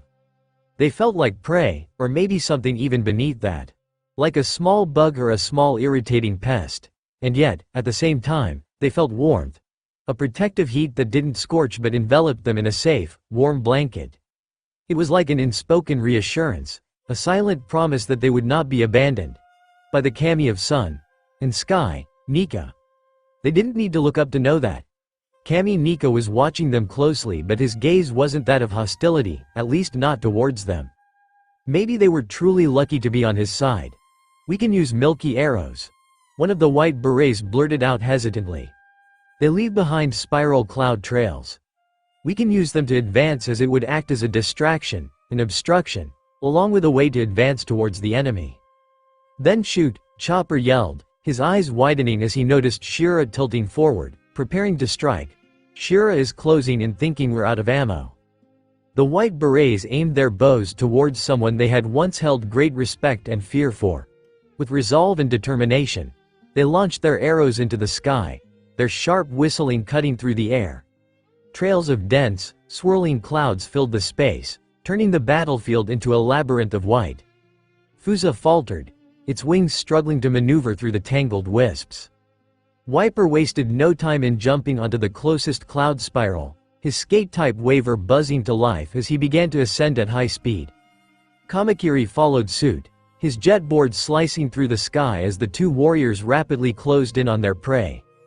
They jumped from cloud to cloud, quickly gaining ground on their soon-to-be victim, who was having a hard time moving through the aftermath of the arrows. Shira's smirk had vanished. He was pissed. How dare the berets act like this? Don't they know that their kami's watching? His fingers tightened around his javelin. If they thought clouds would hinder me, they are fools. But the 2 white berets didn't falter. Even as Shira cut through the clouds like a knife through butter, they continued to fire, forcing him to waste time clearing his path. They kept shooting the air around Shira to trap him, noticing how he was using his hot javelin. It was proof that he was struggling. If he had complete control, he wouldn't need to defend himself. Hence, they continued to shoot him, hoping to overwhelm the bird enough to help their new, unlikely allies. Wiper and Kamakiri reached the priest and its pet, soon enough. The former took aim, his burn bazooka primed and ready, while the latter activated his burn blade, hoping to cut a wing or limb off. Desperation flared in the bird's eyes and fire erupted from its beak, a last-ditch effort to drive the warriors back, which stopped the attacks for only a second or two before it started anew. Meanwhile, Zoro's grip tightened around his swords. His blood itched for battle, but like the warriors, he can't ride way up the cloud to the enemy. He was stuck. Unless... Zoro turned to Sanji. "Oi, Sanji. Kick me up to the bird." Sanji arched an eyebrow at the sudden request. "Excuse me? You heard me." Zoro grunted, already moving and picking up speed. Sanji was confused at the sight of Zoro running towards him like he was ready to attack, but then he sighed, understanding what the mosshead was doing. "This is about me using you as a springboard earlier, isn't it?" he muttered, lifting his leg regardless, letting Zoro jump and perch on it, almost like a parrot. Zoro shot him a smirk. "Shut up, love cook," he grumbled while pressing a looted, still active, impact dial onto Sanji's leg. "The real payback comes after I take down the enemy." He grinned at his small, playful threat. Sanji's eye twitched, but he didn't argue. Instead, he muttered, "Hope you break something," before swinging his leg back and launching the annoying moss off of his leg and into the sky. Zoro soared upward, cutting through clouds like they were paper with his haki, towards the distracted bird and priest. He positioned his swords, his instincts guiding him into the perfect attack stance, catching everybody in the vicinity off guard by his brash, unpredictable actions. 72-pound cannon, he roared as his swords slashed down.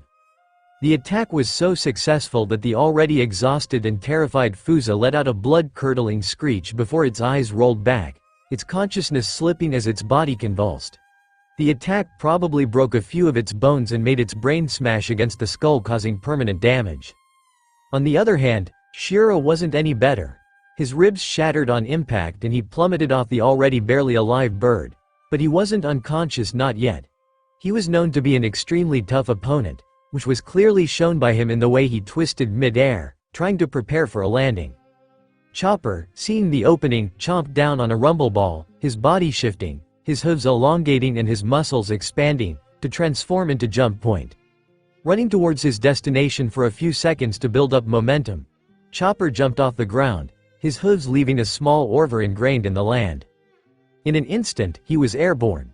But the sight of Shira falling off of Fuza made him change his plans.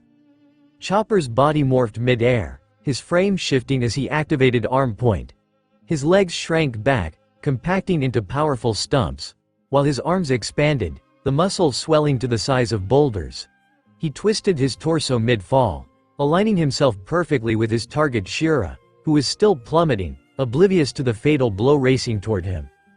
Chopper clenched his muscled hooves together at his side, wrist to wrist, coiling like a spring as he prepared for a devastating strike.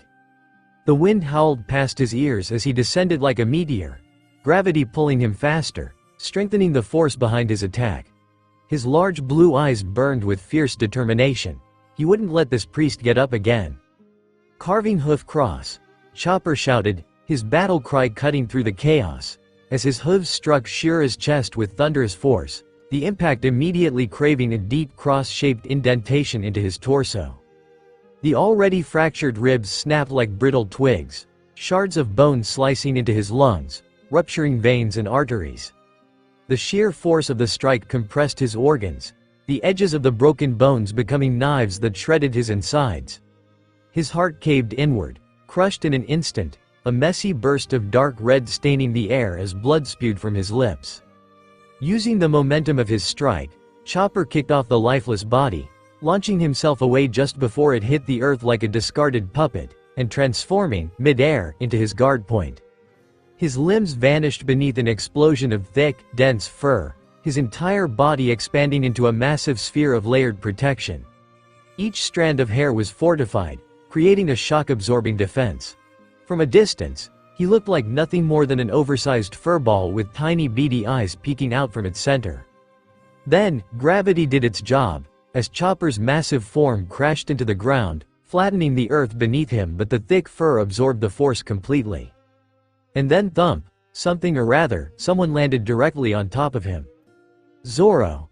Zoro, who had just finished his own brutal assault, whose trajectory aligned almost too perfectly with Chopper's landing spot.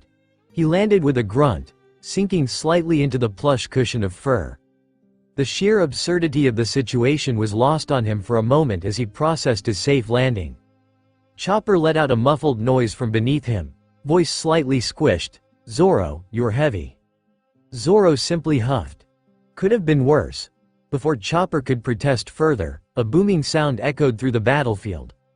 The dust settled, revealing the final moments of the fight. Shira's crumpled body lay motionless on the ground alongside Fuze's. The last of Enel's chosen warriors had fallen. Silence reigned for a moment. Then, shishi. Nika's laughter exploded through the sky, loud and unrestrained, carrying with it the undeniable weight of victory. He sat cross-legged on his summoned cloud, his arms thrown back in pure glee, his grin stretching from ear to ear. The heavens themselves seemed to react to his joy as the winds stirred, the scattered clouds twisting in rhythm with his amusement. "Oi, Enel," Nika called out, his voice rich with amusement at the sight of Enel. "This is how every battle between us is gonna end." Enel's jaw clenched at the words, his fingers twitching with restrained fury. His golden staff trembled in his grip, sparks of electricity snapping and hissing across its surface. He refused to acknowledge the smug look on the other Kami's face, refused to accept the humiliation that had just unfolded before him. How could his henchmen be this weak? How could these lowly mortals win? Enel's lip curled. He turned his gaze toward his fallen warriors, his so-called chosen fighters, all of them lying in the dirt, bloodied, beaten, and unconscious. Useless. Weak. Disgraceful. They were nothing but embarrassment, making him burn hotter than his lightning. He wanted to leave for the fairy Verth this moment. It was waiting for him to rule, after all. He would soon escape from this wretched place, but he swore he wasn't going to take any of the losers with him. Instead, before he leaves, he would make sure these fools understand what a true disgrace they are. Enel's body crackled with pure wrath. Lightning flared around him, surging toward his fingertips. He raised his hand, golden eyes flashing as he aimed his attack at the motionless bodies of his defeated subordinates. If they couldn't win, then they would at least serve as an example for the rest. Indeed, a lesson carved in electricity sounds the best. A bolt shot forth, but then, suddenly, Nika was behind him. His mantra hadn't detected him. In fact, he had felt no movement. But was it there in the first place? One moment, Nika had been lounging on his cloud, grinning like a child. Then, the next, he was right there, standing behind Enel, his presence suffocating. Enel stiffened. A chill unlike anything he had ever known crawled up his spine. And then boom. A pressure unlike any other crashed down upon the battlefield. Conqueror's Haki. The air itself shuddered under its weight, the ground seeming to cave beneath the sheer force of will radiating from the sun god's body. The skies dimmed, as if even the sun had taken notice. Enel. Nika's voice was calm, too calm. It was a child's voice, innocent and light, yet something about it felt ancient, heavy, like the voice of someone who had seen empires rise and fall. "You lost the first match," Nika stated simply, as though it was law, as though the very world itself had decreed it. His scarlet eyes gleamed, his pupils almost serpent-like in their intensity. Enel's breath hitched, his instincts screaming danger. Nika tilted his head, smiling with a childish innocence that somehow felt utterly monstrous. "You wouldn't dare hurt your own people, right?" The lightning fizzled out. Enel swallowed. His hands trembled at his sides. He felt fear course through his body. A fear he hadn't ever felt. Of course not, he forced out through gritted teeth. His pride was suffocating him. Nika's smile didn't falter. He simply nodded, stepping back as though the exchange had never happened. Enel barked, his frustration barely contained as he took it out on his other priest. "Take down the cage." Who had been dramatically weeping about the disappointing nature of humans and how so few had died, wiped his tears with his sleeve. With a disheartened sigh, he slowly deactivated the barbed wire cloud cage, the walls of razor-sharp iron mist dissipating into the air. As soon as the battlefield was cleared, Enel turned on his fallen subordinates, his teeth grinding together in disgust. "You useless failures," he hissed, barely containing his rage out of fear. "How dare you shame me with this pathetic display?"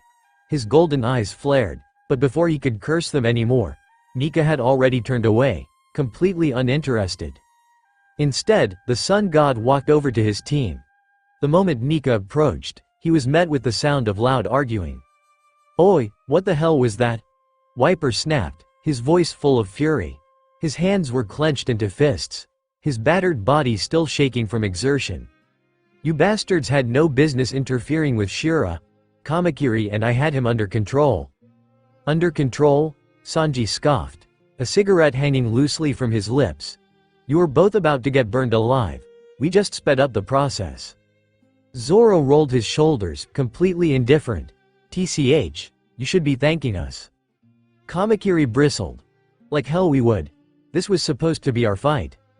The tension crackled between them, both sides glaring daggers, but then a shadow loomed over them. It wasn't large, but it felt large. They all, especially Wiper, froze. Luffy was grinning at them. The kind of grin that made your stomach drop, that made the air around you feel thinner, that made the world t's breath. Silence. Not a single word. And just like that, the arguing stopped. Luffy's grin widened. "The first round's over," he announced, his voice light and playful, as if he hadn't just silenced two warriors who lived for battle with a grin only. And guess what? His hands rested on his hips, his golden eyes glinting under the Skypian sun. "We won." "We won," Chopper beamed. "Well, of course," Sanji smirked. "Took long enough." Zoro huffed. Wiper, however, scowled, his jaw tight with frustration. "Damn brat," he thought bitterly, his fingers digging into his palms at the sheer strength he was witnessing from the brat. Instead of actually fighting Enel, he puts us through his little death games. But despite his complaints, despite his anger, he couldn't deny the truth. They had won the first round, and for now, maybe that was enough. The scent of roasted meat filled the air, thick and mouthwatering, as the fire crackled and snapped, its golden flames licking at the heaps of food stacked beside it. Luffy stood proudly over his bounty, hands on his hips, his chest puffed out like a hunter who had just returned from a grand expedition. "I got everyone food," Luffy cheered, his voice echoing through the sky, brimming with childish joy. His crewmates and allies watched as he dropped the enormous haul of freshly roasted and uncooked meat onto the ground with a thud, bits of leaves and twigs still clinging to some of the pieces. It was a miracle he had even carried that much. Then again, considering his godly strength, it wasn't that surprising. Sanji, arms crossed, quirked a brow. "Did you seriously eat half of it before bringing it back?" He could already guess that. Seeing Luffy's cheeks still stuffed and his lips smeared with traces of meat juices. Luffy swallowed thickly, then blinked innocently at the cook. "No?" Sanji deadpanned. Regardless, there was still plenty of food left, more than enough to feed the battle-worn warriors surrounding the bonfire, so it was okay. With the feast now set and in Sanji's capable hands, Luffy grinned and leapt onto his summoned cloud, his body bouncing with unnatural weightlessness. He landed with an effortless twirl, his feet stomping in rhythm against the fluffy surface, and then doom doo da da, a deep, resounding rhythm echoed across the camp as his heart sang in joy, and the drums of liberation, as some like to call, pulsing through the air like a heartbeat. The sound seemed something that belonged to the very sky itself and seemingly echoed out from Luffy's heart itself in glee. And then, Luffy started to dance. His bare feet moved against his cloud, his laughter spilling freely as he spun and twirled, arms stretched high like a child embracing the wind. The flames of the bonfire flickered in response, their glow matching the beat of his drums. At first, there was only the sound of the fire crackling and the rhythmic beating, which seemed to sap away everyone's worries and exhaustion, but then Sanji smirked, taking the hand of one of the Shandorian warriors, leading them into the dance with smooth, effortless grace. Usopp, grinning ear to ear, began stomping along to the beat, his movements exaggerated yet infectious, forgetting his fear for the upcoming battle. Even Kamakiri, reluctant at first, found himself tapping his foot before eventually throwing himself into the dance, his body moving in sync with the growing energy of the celebration. Laughter and cheers filled the air. Nola, the massive snake, swayed her enormous body side to side, moving in slow, deliberate waves, while the giant south bird flapped its wings, spinning in place with surprising agility. The camp came alive with movement, music, and joy. However, not everyone joined. Near the edge of the gathering, Zoro sat against a rock, arms crossed, eyes closed, pretending very hard to be asleep, but the small smirk on his face and the slight tapping of his feet defied his facade. Wiper, still stiff with frustration from earlier, remained seated with his back against a tree, watching the dancing with a glare that seemed far too intense for something so harmless. The 4 injured white berets and 3 injured Shandorians lay nearby, unable to move much, their wounds still fresh. And Chopper, too busy tending to them, could only sigh as he wiped sweat from his brow, shaking his head at the wildness of the scene before him. Honestly, how do they still have so much energy after everything? The little doctor mumbled to himself, wrapping another bandage. Soon, it was midday by the time the celebration began to settle, the dancing slowing as the warriors and pirates alike sat down to devour what remained of the feast. But just as the atmosphere was reaching its peak of comfort, a voice cold and cutting shattered the peace. The second round begins now. Enel's voice rang out like a thunderclap, demanding attention, but behind it was the clear frustration from losing the first match. Luffy stopped mid-bite, a large chunk of meat hanging from his mouth. His golden eyes flickered with recognition before he swallowed the food whole, licking his fingers as he turned toward the self-proclaimed god. Everyone else fell silent, their gazes shifting toward Enel, who stood tall with his golden staff planted firmly in the ground, his expression as unreadable as ever. This time, Enel continued, his tone leaving no room for argument. Only 10 participants may take part. Choose wisely, Nika. The battlefield was quiet for only a moment as participants were waiting to know who would be fighting next. Some truly didn't want to stay anywhere near the fight, while some couldn't wait for the childish game to finish. Enel stood tall, arms crossed and a bored smirk curling at the edges of his lips as his eyes scanned what worthless minions he has. This game had gone on for too long, even though he started with and needed it to lengthen, but he hated the way he lost in the first round. He hated to know that what might be before him, the lil kid, of all things, was a true kami. His pride ached, and heart ached. His mind, a whirlwind of irritation and frustration, which was masked beneath his lazy, almost smug expression. He's the one who should have been a kami, with strong fighters, not some kid. But at the same time Enel knew that he wasn't strong enough to fight the same kid.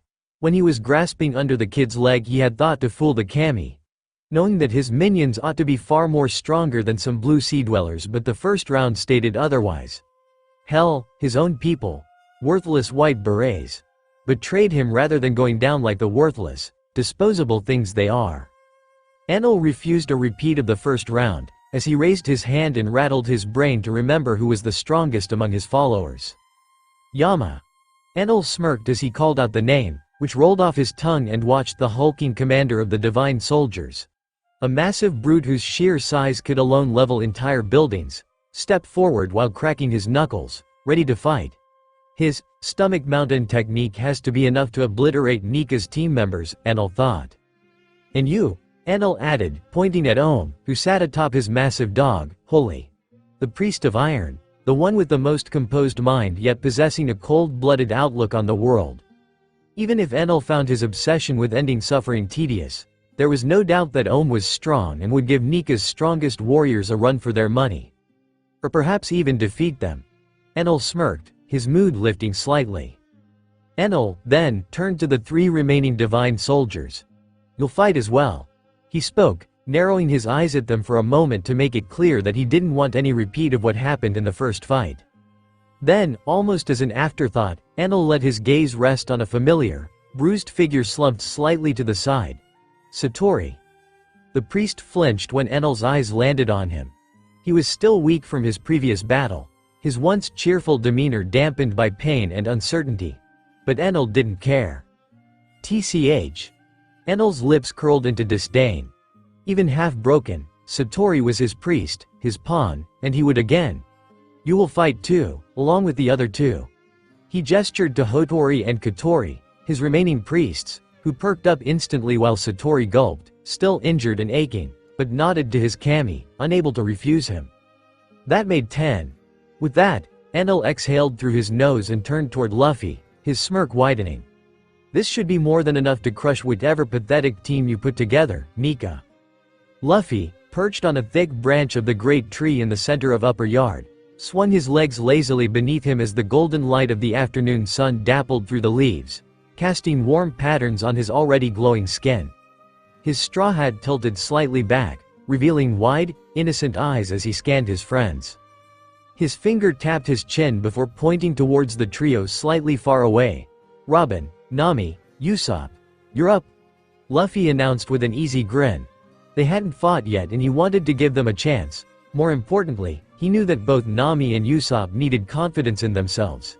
And a battle like this, where he was watching over them, making sure they won't get hurt a lot, was the perfect opportunity.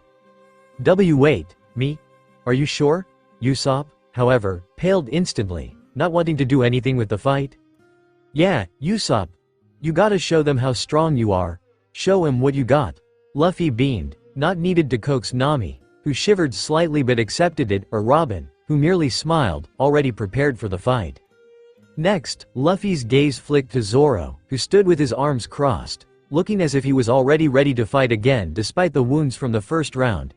His injuries were present, wrapped up with proper medical equipment, but nothing enough to stop him from participating once again. Luffy grinned and pointed. "Zoro, you too." "Ha," Zoro smirked, rolling his shoulders.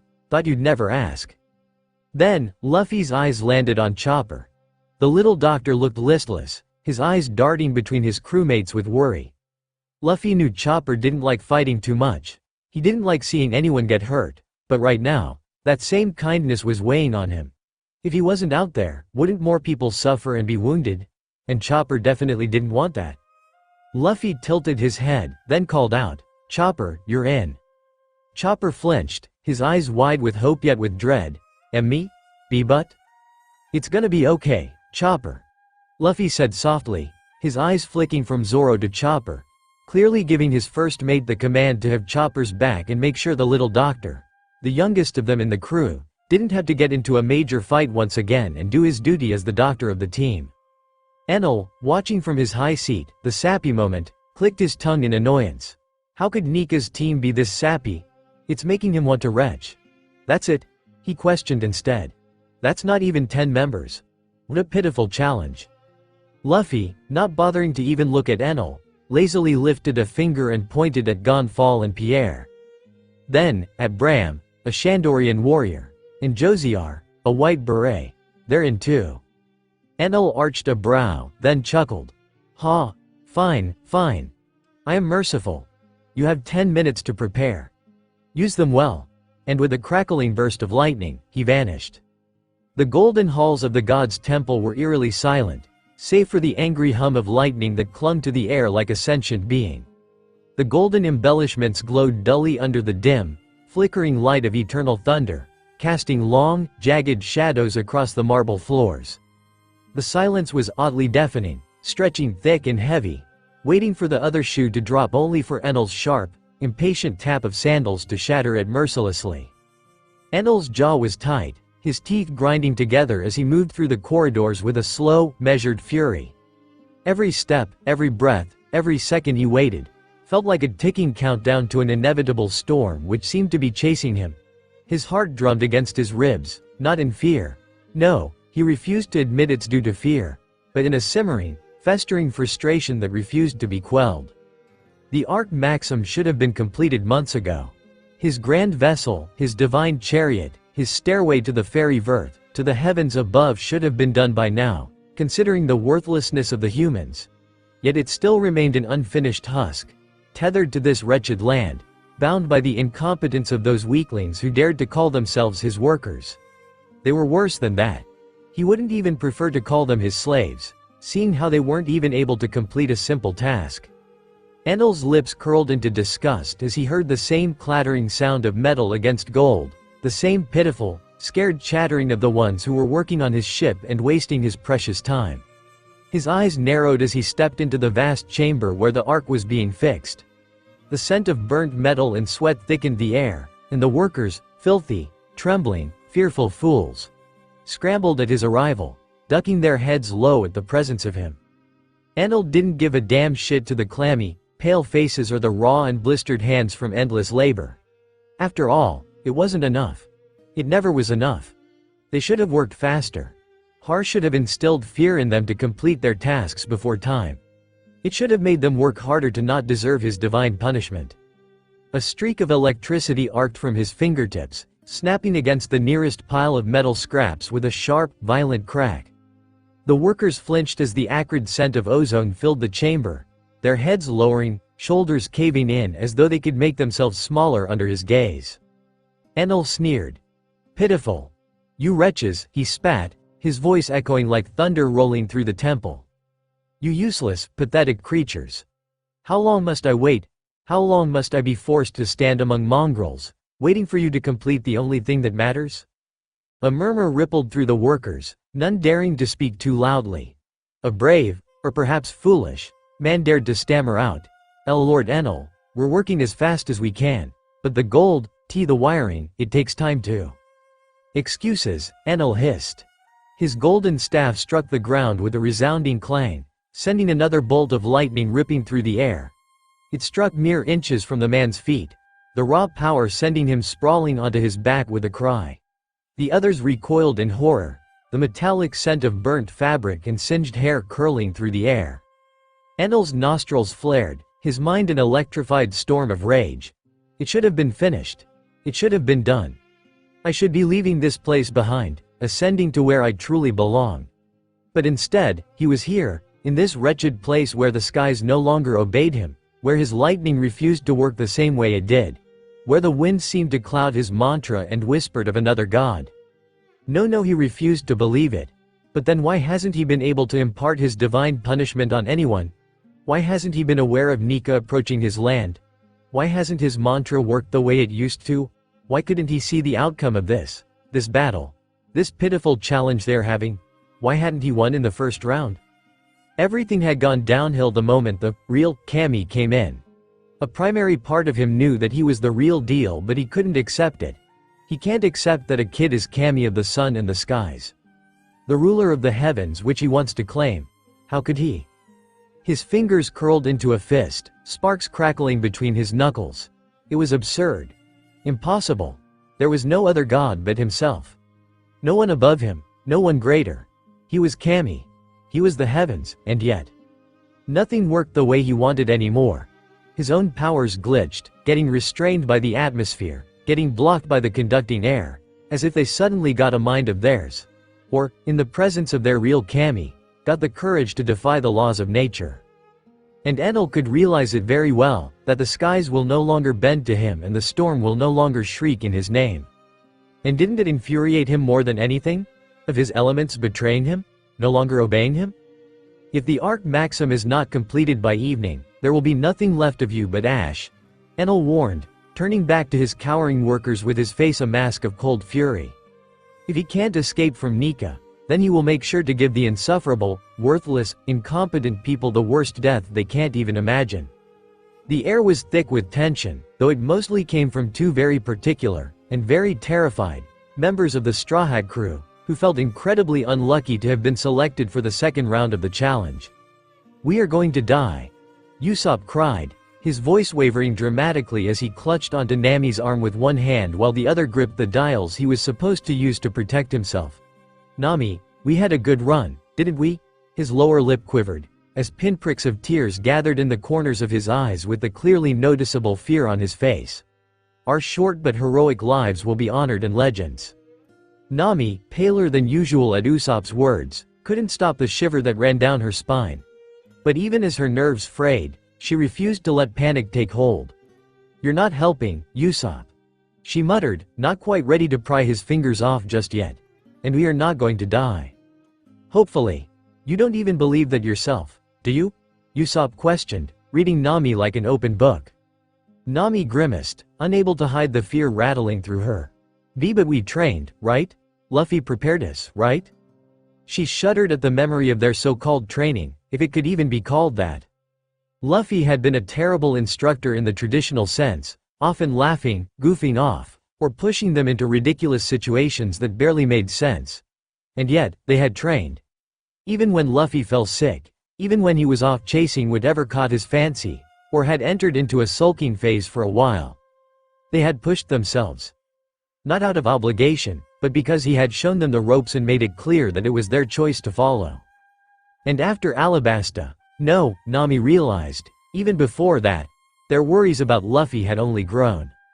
They had seen, time and again, How he threw himself into danger without hesitation. How easily he was wound up after using a ridiculous power. How he had started growing paler with each fight. And in those moments when they had stood frozen, powerless to help, the sting of their own weakness had been unbearable. That was why they trained. Not just to survive, but to be stronger. To stand beside Luffy, not behind him. To fight with him, not just watch as he carried the burden alone. Even if he's a god now, the one who has the weight of the skies and sun on his small shoulders, they were not going to abandon him. They were all going to stand for him, always. Yeah, Usopp muttered, gulping. That's right. He straightened his back, but his grip on Nami didn't loosen. The sight of the battlefield ahead still made his knees feel weak, but he refused to give in. Then, as if to reassure himself, he let out a sharp breath and declared, if I could survive Luffy's training, then nothing can take me down. He smacked a fist against his chest, his voice gaining strength. I mean, have you seen how that guy trains? That wasn't training. It was survival. If I could handle that, then this battle is nothing, I am going to win. Nami blinked at him, startled by the shift in his tone. Then, despite the earlier fear gripping her heart and soul, a laugh burst from her lips. Thanks, Usopp. She grinned, feeling herself light. She needed it. I needed it. Usopp puffed out his chest, striking a dramatic pose. That's right. And when I win this battle, the great Captain Usopp's name shall be sung in songs for generations. The mighty warrior who faced insurmountable odds and emerged victorious. He turned to the watching Skypians and Shandorians, throwing his arms wide. Tell my story well. Engrave my name into history. The Skypians and Shandorians stared at him with a mixture of disbelief and bewilderment. Some even exchanged glances, unsure if they should be inspired or concerned. Others wondered if Nika truly was a cruel trainer to his friends, but that didn't seem the case of how every one of his friends seemed ready to protect him in a heartbeat without him even telling them. One of the Shandorian warriors muttered under his breath, is he serious? A Skypian next to him sighed. I don't know, but I kind of want to see how far he'll go. Nami wiped a stray tear from her eye, her laughter settling into a warm smile. All right, Captain Usopp, she said, rolling her shoulders, finally feeling the tension ease. Let's win this, shall we? Usopp nodded fiercely. For honor, for glory, and for our survival. Mostly for survival, Nami corrected.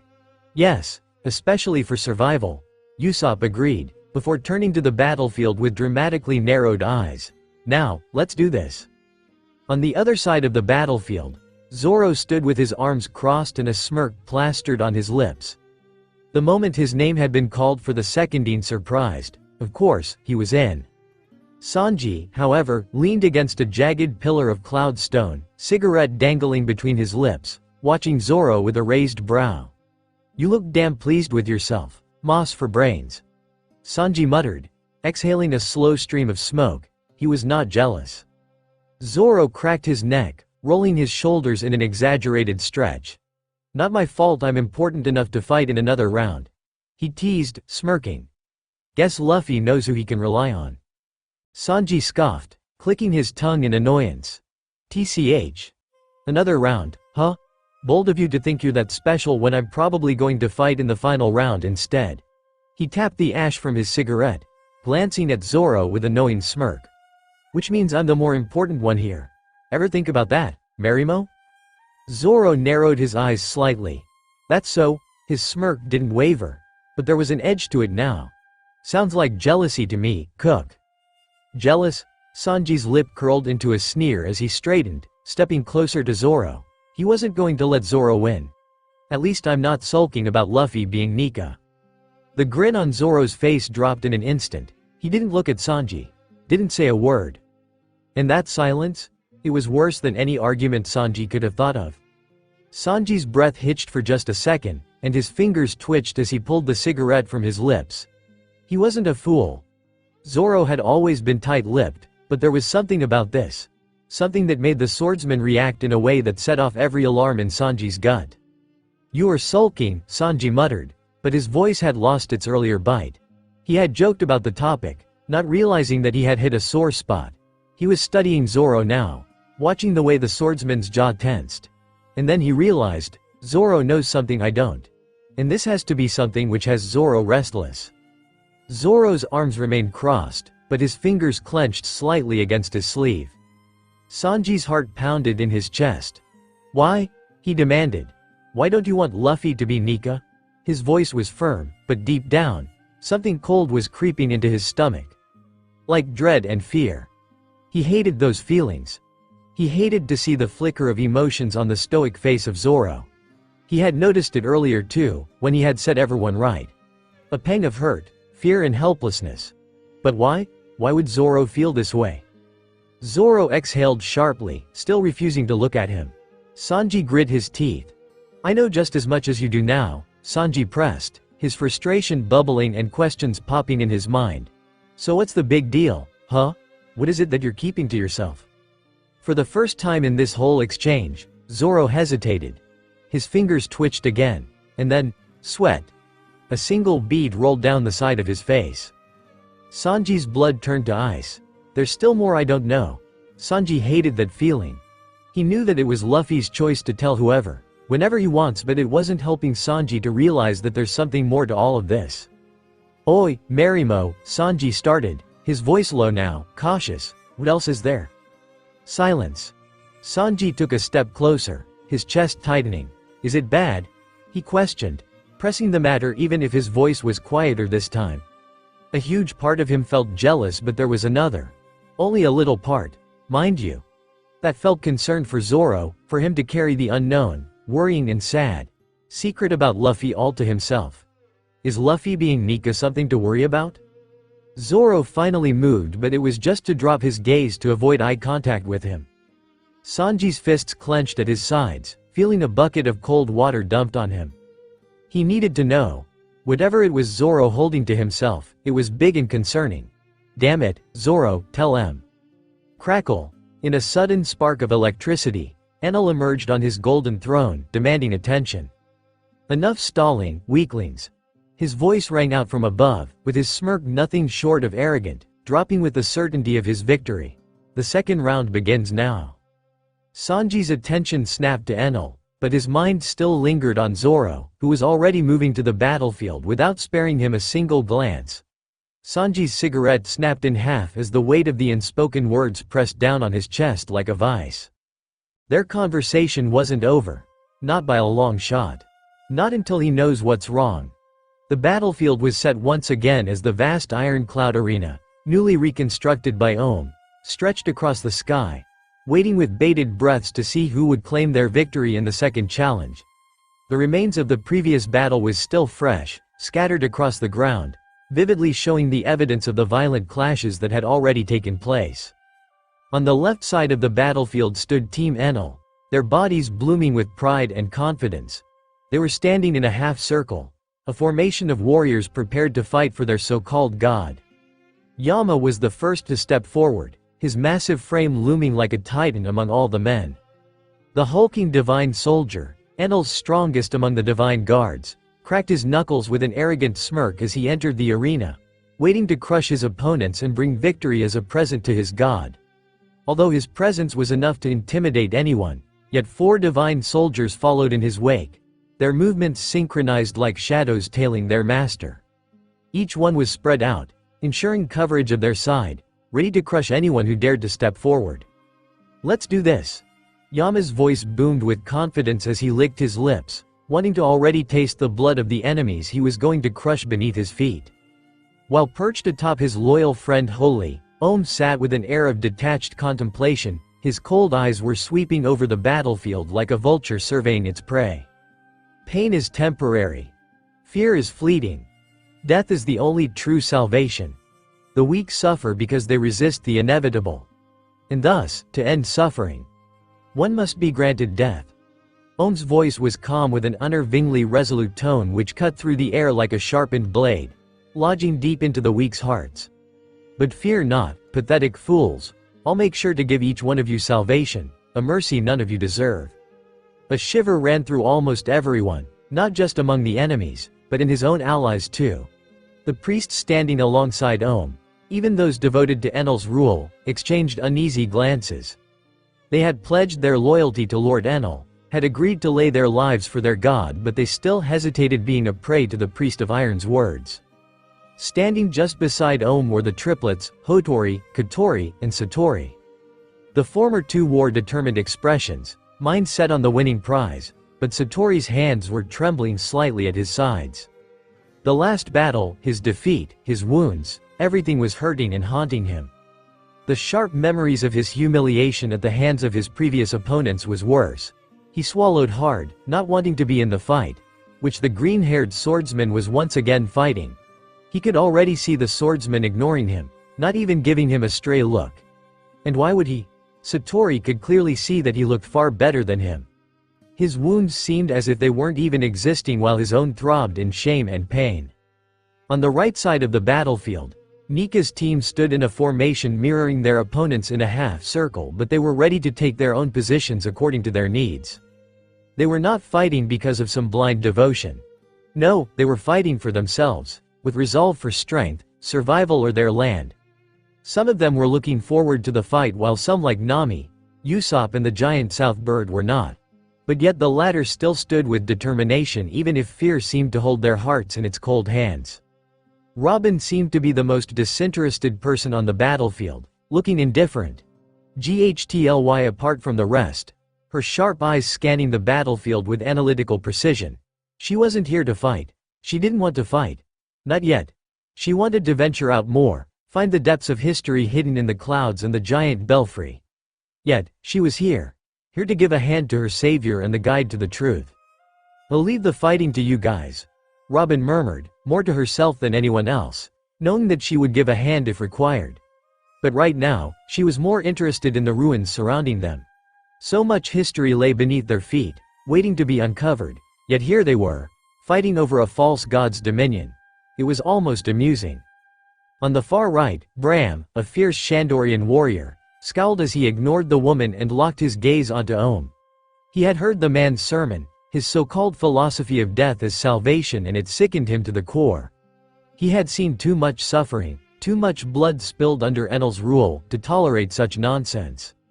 "You're full of yourself," Bram spat, stepping forward. His twin pistols gleamed in the light, ready to be drawn at a moment's notice. "Talking about salvation like you're some kind of god. I'll make you regret that arrogance." Ohm's lips twitched in the barest hint of a smile. "You misunderstood, warrior. I do not seek to play God. I merely seek to free those who suffer." "TCH, yeah, well, I'm about to make you suffer instead." Gonfall, mounted atop Pierre, gave the battlefield a cursory glance before taking to their skies. There, high above the battlefield, he and Pierre would have the greatest advantage. The old knight knew the importance of mobility in a fight like this, and he wasn't about to make the mistake of staying grounded when the battlefield was so treacherous. And then there was Zoro. The swordsman stepped forward with deliberate confidence, his three swords resting in their sheaths, waiting to be drawn. A shadow of a smirk crossed his lips as his eyes scanned the battlefield. He was searching for the strongest, and he found him in Ohm. "You," Zoro said, jerking his chin toward the priest. "You're the toughest one here. That means I'm taking you down." Ohm barely reacted, as though the declaration was a mild inconvenience. But before he could respond, another voice cut in. "No, you're not," Bram interjected, stepping beside Zoro, his arms crossed over his chest. "That one's mine." Zoro scoffed. "You're joking, right? I saw him first." "I don't care. He's mine." Nami groaned as she and Usopp exchanged knowing looks.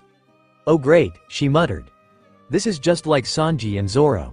We don't need two idiots arguing in the middle of a battlefield." Usopp sighed. "Yeah, but at least this time, maybe they'll kill each other before the real fight starts." Enel sat atop his throne, high above the battlefield with his arms draped over the armrests and his fingers tapping in an impatient, erratic rhythm. Although his face was an impassive mask trying to hide the storm of emotions within him, the tightness around his eyes were betraying his irritation. He was hating how the battle was going on even though he had planned it all. But it was a means to amuse himself while he waited for the arc maxim to be completed. He had thought it would be enjoyable to see the insects die one by one before he massacred them with his divine punishment and erased this land from existence. But Nika disrupted it all. This was meant to be a simple hunt where he would have let his priests cleanse the land of Skypia by wiping out the Shandorians first with the Straw Hats who had dared to enter in his domains without paying the proper price. And after that, he would have wiped out every soul in this wretched land of clouds, letting the clouds return back to their natural form, before ascending to his rightful throne above the clouds. After all, he has no use for this land nor the worms that crawl upon it. But now, things had spiraled beyond his expectations. The challenge was still happening, still following the rules he had set, but it felt wrong, it felt infuriating. Enel hated it.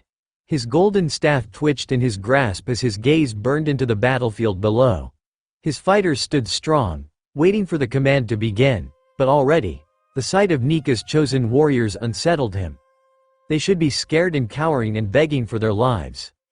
They should be broken beneath the weight of their own fear.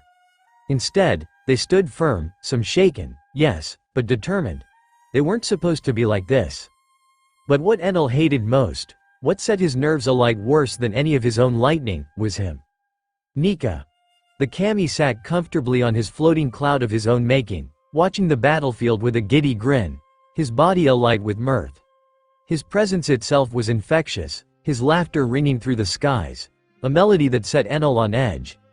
Enel hated it. Every beat of Nika's drums made Enel's skin crawl. But the worst part? The absolute worst part? Those eyes. Red-blue, piercing, knowing, they saw through him. They didn't just look at him. They read him, peeled away his facade, as if unraveling every thought buried beneath his godly arrogance. Enel loathed it. He despised the feeling of helplessness that crept into his bones every time their gazes met. It was as if he had been stripped bare before a child, a mere 12-year-old kid, and he could do nothing to stop it. It made him feel powerless, a sensation he had long since deemed impossible for a being of his caliber. His grip on his staff tightened. He needed that laughter to stop. He needed that carefree smile to shatter. He needed to see fear in Nika's eyes, to watch his so-called friends be crushed into dust. That was why he had chosen his strongest warriors. That was why this round was going to be a bloodbath. He wanted to see them torn apart, ripped to shreds, their pathetic hope crushed beneath the heel of his power. Only then would he feel satisfied. But then it happened again. A fleeting moment, an accident, yet it sent a spark of fury through him. His eyes met Nika's once more. And the kid was smiling. Not a cruel smile. Not a mocking one. No, it was giddy, cheerful, warm. It was as if he had been caught in the middle of a grand adventure and was simply thrilled to be a part of it. Nika rocked back on his cloud, drumming a light beat against his thighs, his voice as bouncy as ever. "All right, Enel," Nika called, his grin widening. "Round two's ready to start." Enel nearly cracked his staff in half. He hated it. Hated the bounce in his voice. Hated the way he was looking at him, so casually, as if he wasn't the god of this land. As if he wasn't someone to be feared. As if Nika wasn't even taking this seriously. But Enel could do nothing. His fingers curled, a spark of electricity crackling at his fingertips. He willed the lightning to strike, to remind them all who truly ruled this sky. And yet, the first bolt fizzled out before it reached the ground. His breath hitched, fury searing through his veins. Again, he tried, but the bolt merely flickered, dissipating into the air like mist before dawn. His teeth clenched. Again, he commanded his powers to obey him. This time, the lightning struck, but not where he willed it. Instead of hitting Nika, instead of igniting fear in his enemies, the bolt tore through the very center of the battlefield, a meaningless display of power. The fight had begun, and Enel was already hating it all. Cackle. The deafening crackle of lightning tore through the air, louder than any thunder that had ever rolled across the sky, sending a violent explosion of sound that sent a sharp ringing through everyone's ears. Then came the light, a blinding spear of white-hot lightning that slammed into the arena's center with a brutal force. The impact carving a smoldering crater into the ground as static filled the air, making hair stand on the end. The aftershock rippled outward, sending a concussive wave that made even the little patch of earth seem to recoil.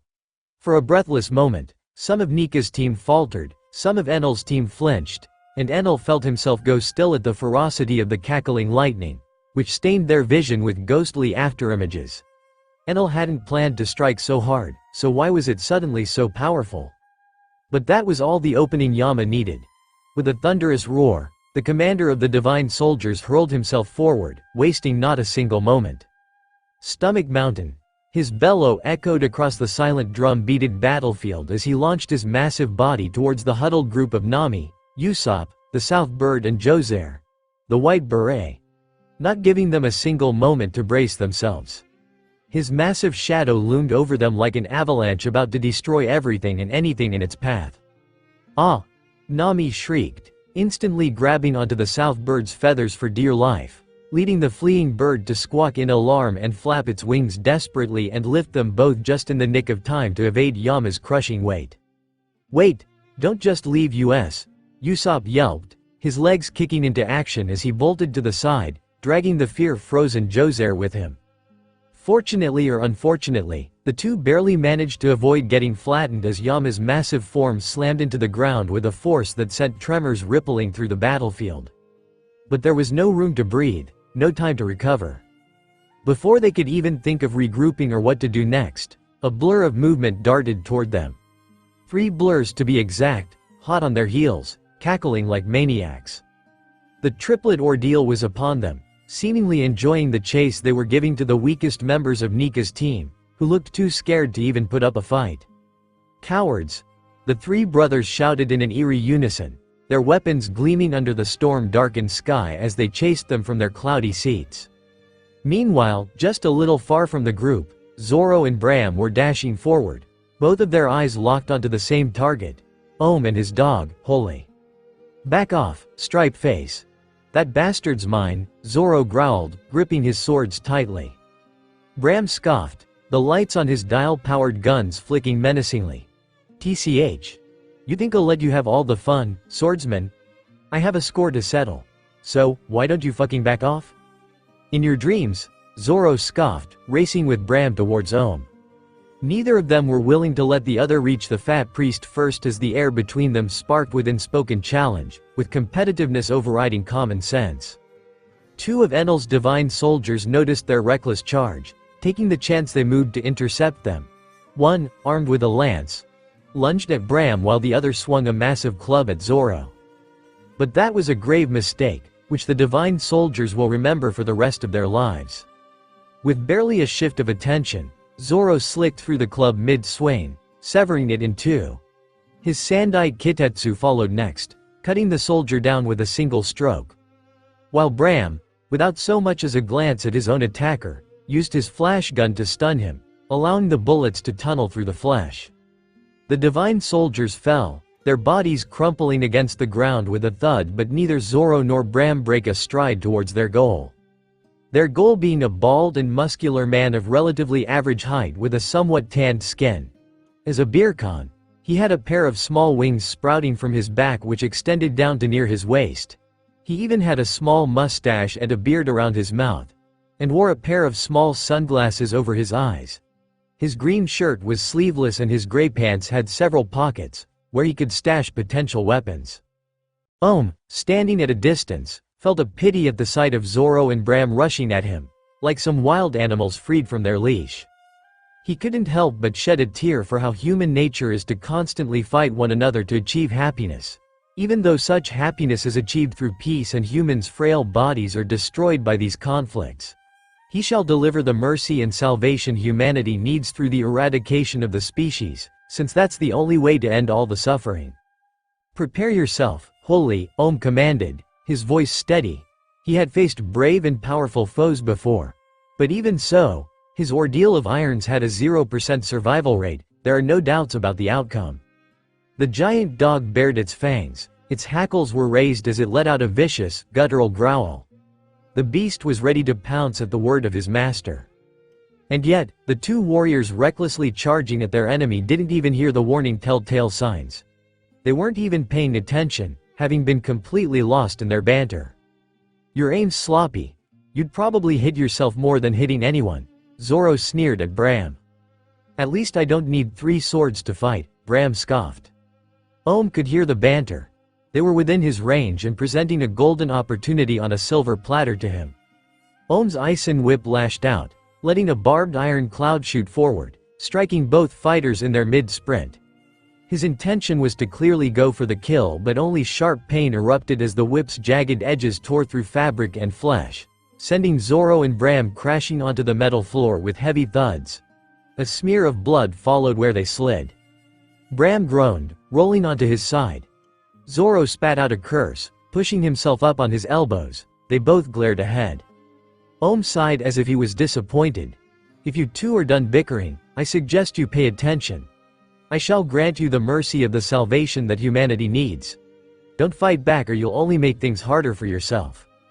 Zoro and Bram gritted their teeth, both of them realizing the grave mistake they were making in order to get to their target. For a moment, they just sat there, catching their breath, neither moving to get up.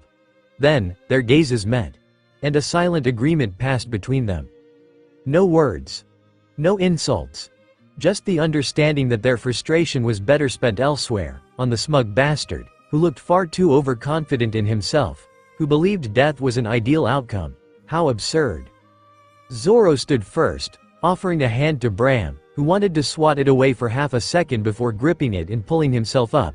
They, together, turned to face Ohm, their competitive energy redirected into something more dangerous. Ohm's smirk faltered and felt slightly let down, but quickly amusement and pride replaced those emotions. He couldn't help but feel excited to fight. He fancied to fight the condemned after all. "Alright, Stripe Face. Let's finish this." Zoro rolled his shoulders. "For once, Greenhead, I agree." Bram cracked his knuckles. Holy snarled and Ohm raised his whip again, but this time, neither Zoro nor Bram were distracted. High above the battlefield, Gonfall and Pierre circled the chaos below.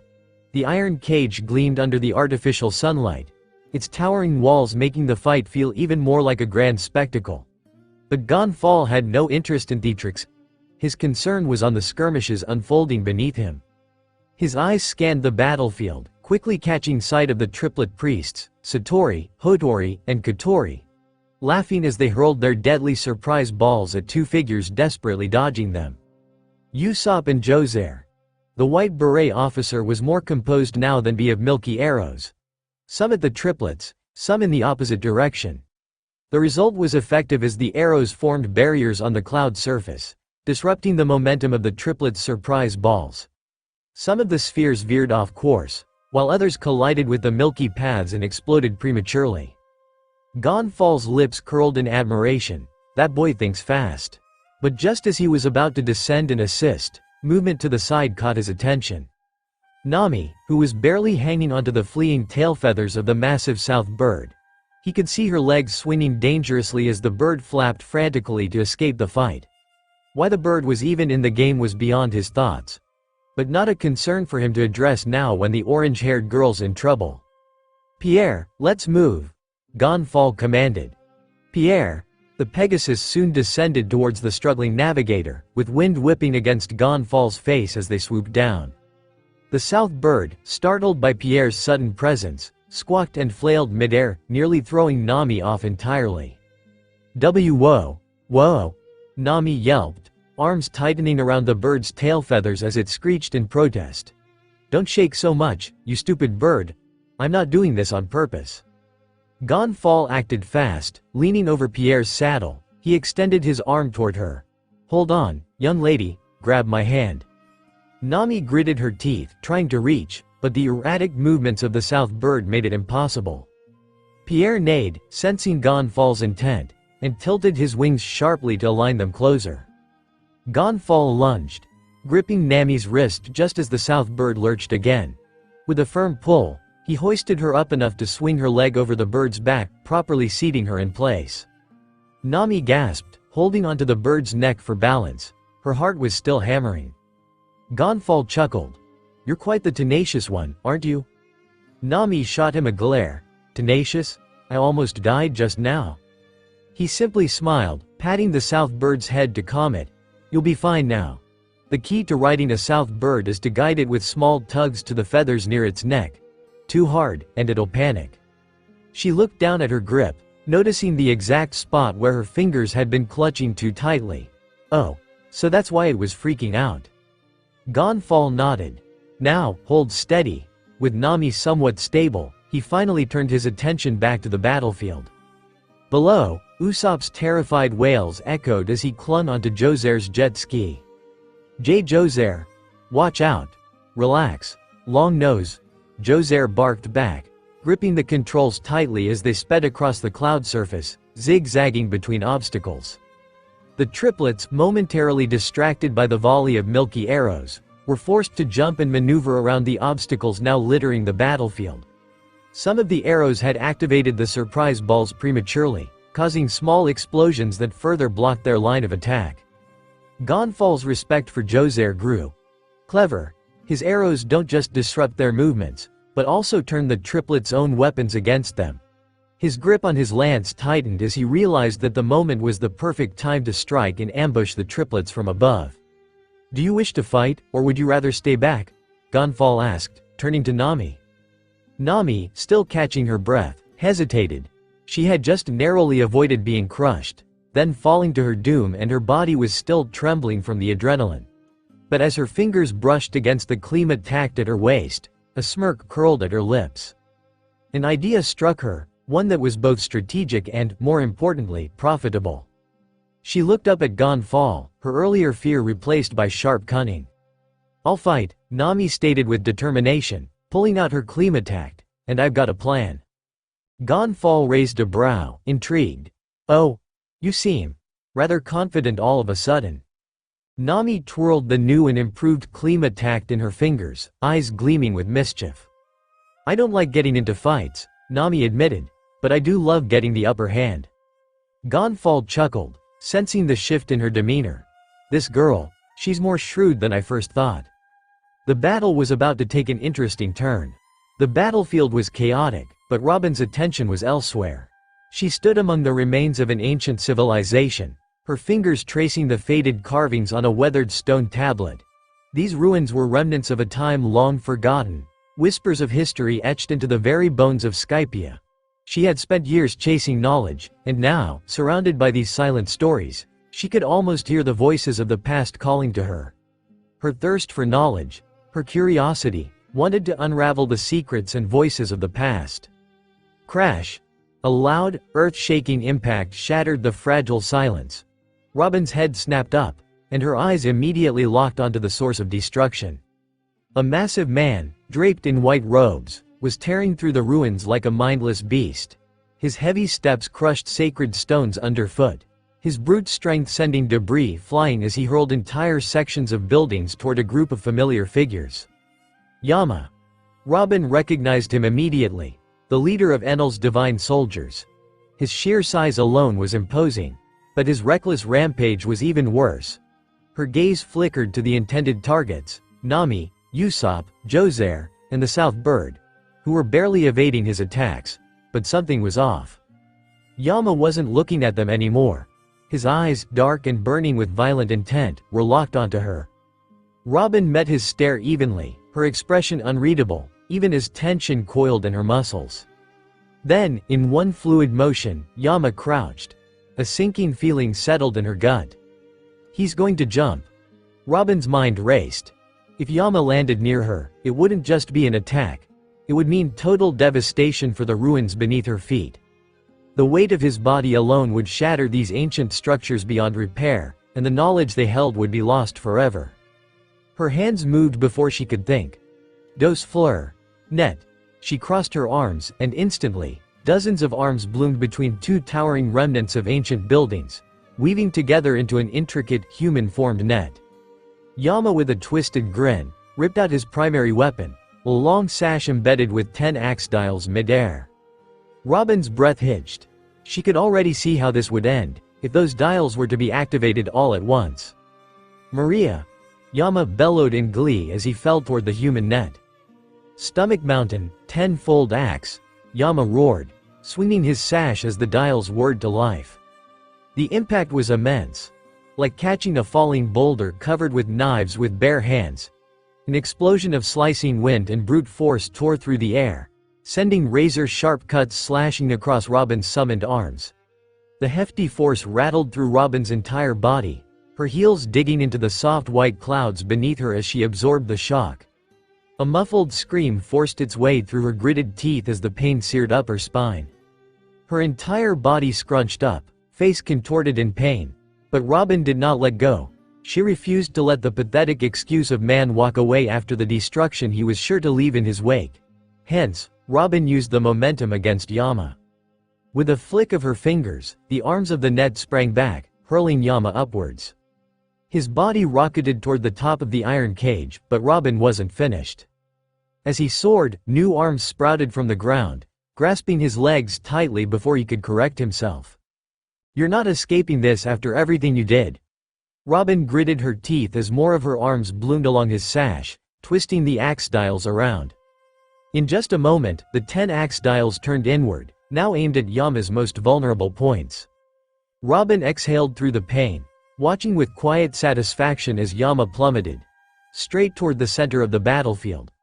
Toward where Zoro and the Shandorian warrior battle with Om and his monstrous dog. Robin did not look to see where he landed as her hands lowered, and the summoned limbs dissolved into petals of energy. They were trembling and aching from the strain, slash wounds covering her once unmarked skin. She winced, flexing her fingers. The sensation of having dozens of her own limbs sliced into was disorienting, and it was oh so painful, but it was also worth it to save these ruins that might be probably filled with the history of the Void Century. Still, she allowed herself a small moment of satisfaction. The ruins around her remained untouched, but that didn't guarantee their safety. The battle needed to end soon, as the longer they fought, the more chances for more destruction of history arose. Robin straightened, her mind set up. It was time to join in the battle and assist her crew. Thick white clouds were swirling beneath Zoro's feet, offering him little stability as he barely dodged yet another attack from Om, whose blade was slicing through the air with precision, a silver blur in the chaotic storm of combat. Every time Zoro moved to counter, Om adjusted, twisting before the strike could land, not letting him attack as if he knew Zoro's movements before they even happened. This wasn't normal, and Zoro would have been struggling a lot more if not for Luffy, who had trained them in hockey. With a sharp clang, his sword met Om's Ison Whip, the strange, metallic-looking weapon that had already proven to be a damn nuisance and was pushing him back.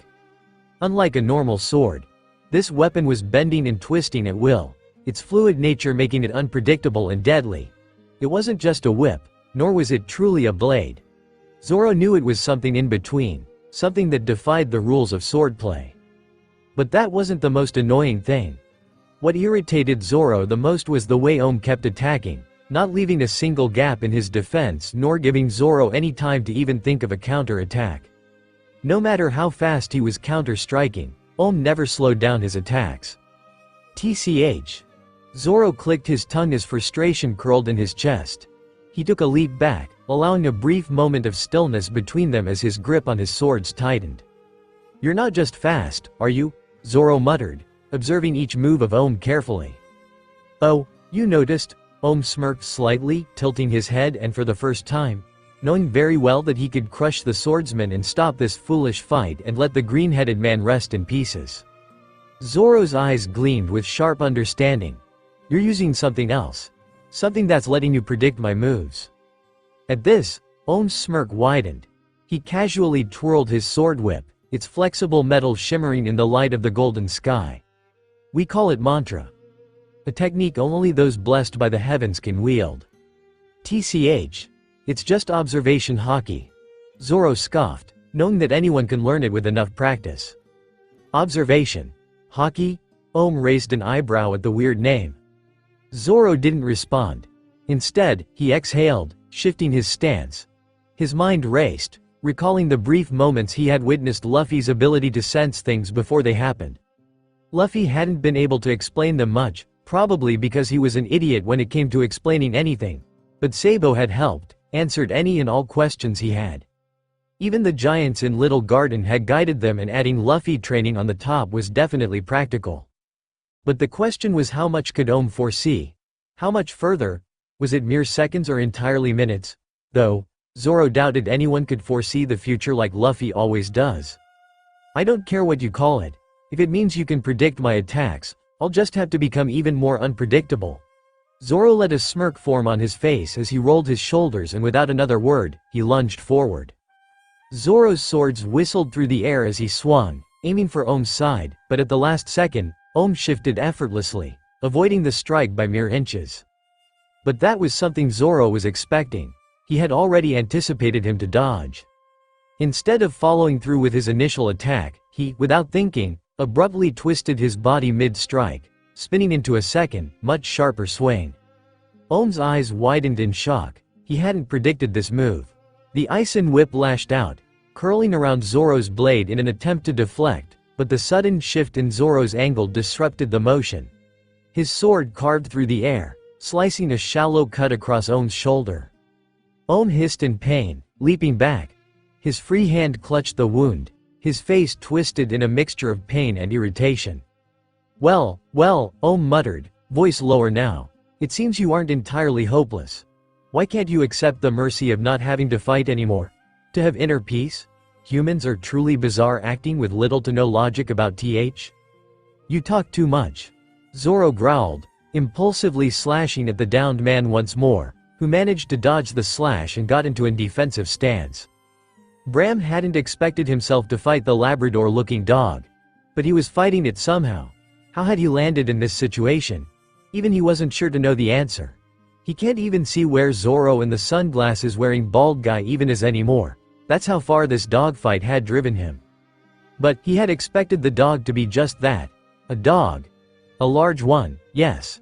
A monstrous creature with razor-sharp teeth and battle-worn fur, but a dog nonetheless. What he had not expected was for the beast to fight like a trained warrior. Bram barely dodged as Holy, the massive war hound, leapt toward him with terrifying agility.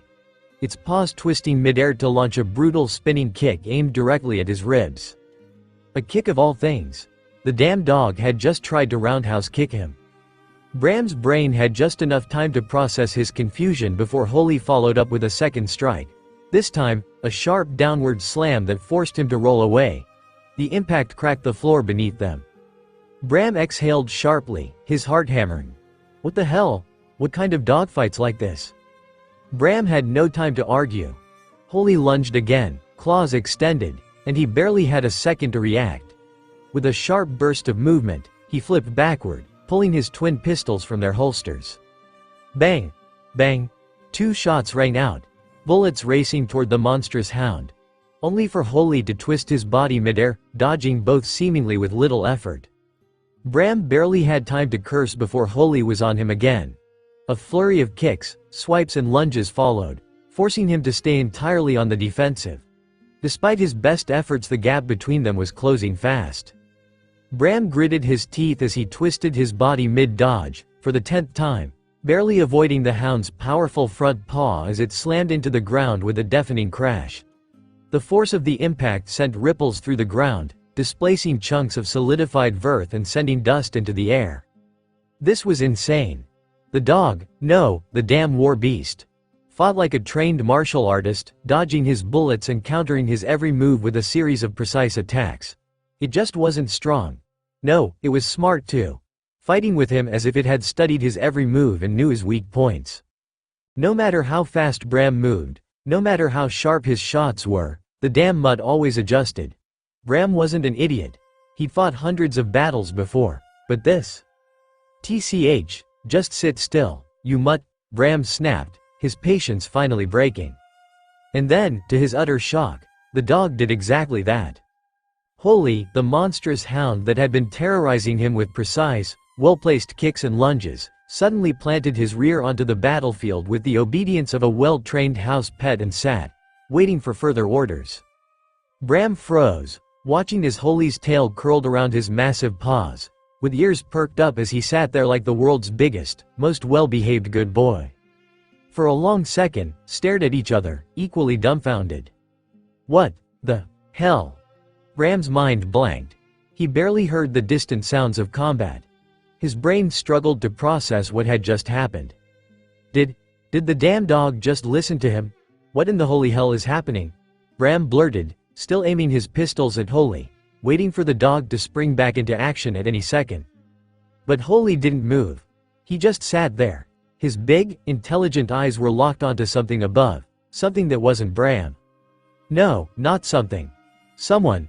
Bram followed his gaze, lifting his head toward the battlefield above. The sky, or rather, the kami who claimed to rule it. High above the chaos of battle, amidst the shifting clouds and the storm brewing in the heavens, Nika's presence lingered. Even if his physical form wasn't hovering over them like it was in the last round, his presence was there. The air carried the weight of his existence. And the dog? The damn dog was seemingly behaving because of it. He couldn't even fathom there being another reason anyway. Bram wasn't stupid. He knew the world, the creatures inhabiting it, reacted to the gods. His parents had told him stories, passed down from their parents and their ancestors about how the creatures seemingly behave. How they bowed their heads in reverence when the gods walked among them. Bram had always thought that it was some tale, to invoke respect for the gods, for the ones who once bestowed their grace on the land and the sky. But now, here, in the heart of the battle, the mutt, the trained killer, was not trying to kill him but was trying to prove itself, bowing his head to the kami who was playfully making those drum beats roar encouragingly through the battlefield. Holy was being a good boy. And if Bram had any doubts on the kid being the real kami, all the doubts were in the drain. "You've got to be kidding me," Bram muttered under his breath. Holy, still perfectly still, wagged his tail once.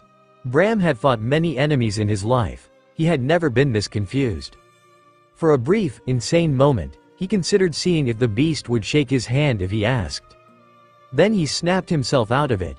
He wasn't about to question his luck. If the mutt wanted to sit there and behave, then hell, he wasn't going to complain. Zoro was still fighting Ohm, and if Bram had to guess, the bastard with the whip sword was probably starting to become a problem. This was his chance. He stepped back slowly, keeping his eyes on Holy, just in case the damn dog changed its mind. Then, in a low, testing voice, he said, "Stay." Holy did not move. Bram was officially losing his mind. But he didn't have time to deal with whatever divine nonsense was going on right now. He turned on his heel and ran towards the direction of the swordsman, whose sight he had lost in the chaos. Zoro's grip tightened around his swords as he exhaled slowly through his nose. His muscles burned, not from exhaustion, but from frustration. He had been blocking for far too much instead of attacking like he wanted. Ohm was moving like a ghost, his strikes fluid and unpredictable.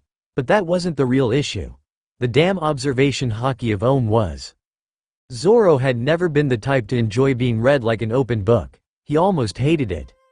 Ohm's iron cloud sword, ice and whip, twisted and stretched unnaturally, bending in ways that defied logic.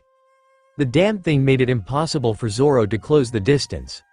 He could feel the sharp, whistling wind whenever the ice and whip barely missed his skin. Close, too close. Zoro adjusted his stance, waiting for an opening. That was the time, when he saw his opponent's movements falter. His eyes widening slightly in surprise. For the first time since they first began, Ohm was distracted, giving Zoro an opening which he took without wasting a single second. Zoro lunged, his body moving on instinct and his swords flashing through the air like streaks of silver. He was closing the distance, about to catch and slice through the damn priest. Boom! A deafening crash exploded behind Zoro, who barely had time to react before the shockwave blasted past him, sending gusts of wind and dust in all directions. The battlefield trembled. The air rang with the shrill, agonized shriek of a dying man. Zoro twisted his head slightly to glance back and there he saw it. Yama, the massive brute of a man, lay crumpled on the ground. His grotesquely large body was convulsing, his face twisted in agony. The tenfold axe dials, which had once been his strongest weapon, had become his executioners. The sheer force of his fall had activated every single one of them, the blades slicing deep into his flesh, carving through bone. Zoro knew death when he saw it. Yama was done. His body stilled as blood seeped into the ground beneath him. Zoro clicked his tongue, finally understanding why Ohm had been distracted. He turned back to see his opponent no longer surprised, but disappointed. "Oh, only 3 have fallen so far?" Ohm muttered, his voice unreadable. He barely spared Yama's corpse a glance. Instead, his golden eyes flickered back to Zoro, as if he had already dismissed the fallen warrior as unimportant. Zoro let out a slow breath, feeling a small but undeniable sense of relief. Realizing that the crew was fine and handling themselves well. A small smirk tugged at Zoro's lips, his body and mind feeling lighter. Now, he could focus entirely on ending this fight without worrying about anyone. Not that I was worrying about them. Zoro shifted his stance, loosening his grip on his swords before tightening it again. He exhaled, steadying his breathing. He needed that. Your blade isn't just a weapon, Zoro. It's an extension of you, and if you're strong enough, your will can code it. Luffy had made that sound so simple, but Zoro knew it wasn't. He had been able to code his will on his katana once, during the battle with Mr. One, but after that, he hadn't been. He had tried and tried, but had failed. But right now, he had no choice but to try again. Across from him, Ohm was tapping into his mantra, his golden eyes glowing faintly. His grip on Ison Whip tightened, the iron cloud sword extending, twisting above his head like a viper poised to strike. Zoro ignored the growing ache in his muscles, letting go of his annoyance and allowing his mind to calm down. He had one shot at this. They moved at the same time. Ohm's Ison Whip lashed forward, cutting through the air with blinding speed. Zoro stepped forward, raising his blade, and for the first time in a while, he felt it. A familiar sensation spread through his sword, like something clicking into place.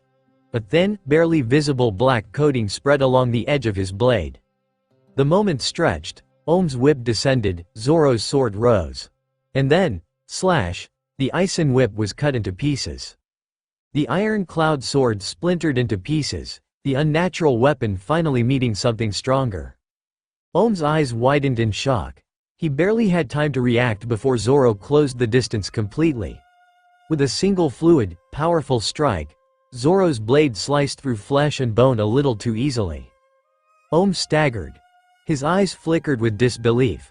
Then pain as blood sprayed into the air and Zoro landed gracefully, his breathing steady despite the sheer force of his attack. For a moment, there was only silence, shattered by the thud of Ohm's body collapsing.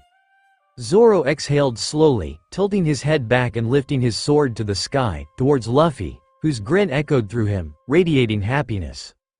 The black coating that had barely flickered over his blade was already fading, but Zoro didn't care. He knew Luffy had seen it. Seen his accomplishment, and that was enough. He turned, spotting two figures approaching from opposite directions. Bram and Chopper. Bram, who had clearly come running in a hurry, slowed his pace as soon as he realized Zoro wasn't in any real danger. "Huh. Well, at least you didn't get yourself killed." Bram scoffed, crossing his arms, pretended about something, or rather someone. Zoro rolled his eyes, already regretting this conversation. Chopper, on the other hand, rushed toward him with pure concern. "Zoro, are you okay? You took a lot of hits. Wait, you're not even bleeding that much? How? Are you secretly a monster?" Chopper fretted. Zoro snorted. "I've had worse." Bram chuckled. "TCH. Don't let him fool you, reindeer. This guy's just built different." Then, without missing a beat, Bram smirked and added, "By the way, I trained that damn dog to obey me." Zoro's eyebrow twitched. "The dog?" Bram grinned. "Yeah. The big scary warhound. It listens to me now," he boasted. Chopper blinked in surprise. "Wait, really?" Zoro looked skeptical. "You expect me to believe that?" "Believe whatever you want." Bram shrugged, looking way too smug. "Point is, I made him sit." Zoro narrowed his eyes. The fact that Luffy was watching from afar, looking incredibly amused and proud, only made him more suspicious. Still, he couldn't help but smirk. He had something to brag about as well, his own accomplishment. Finally able to call a hockey-infused strike, even if just for a moment. Chopper saw the smirk plastered on Zoro's face and knew he was about to gloat in a way to cause another argument between him and the redhead. He sighed and had zoned the two voices out as he started checking both bodies for any major injuries. He hoped the others are in a better or the same physical condition as the two guys he's checking now, but he can't help but think otherwise. Nami stood at the edge of the cage, her fingers gripping her newly upgraded perfect climax as she manipulated the clouds above. The storm was forming steadily, thick, heavy masses of dark vapor rolling over the battlefield, slowly obscuring the view from above. But that didn't bother the two self-proclaimed gods.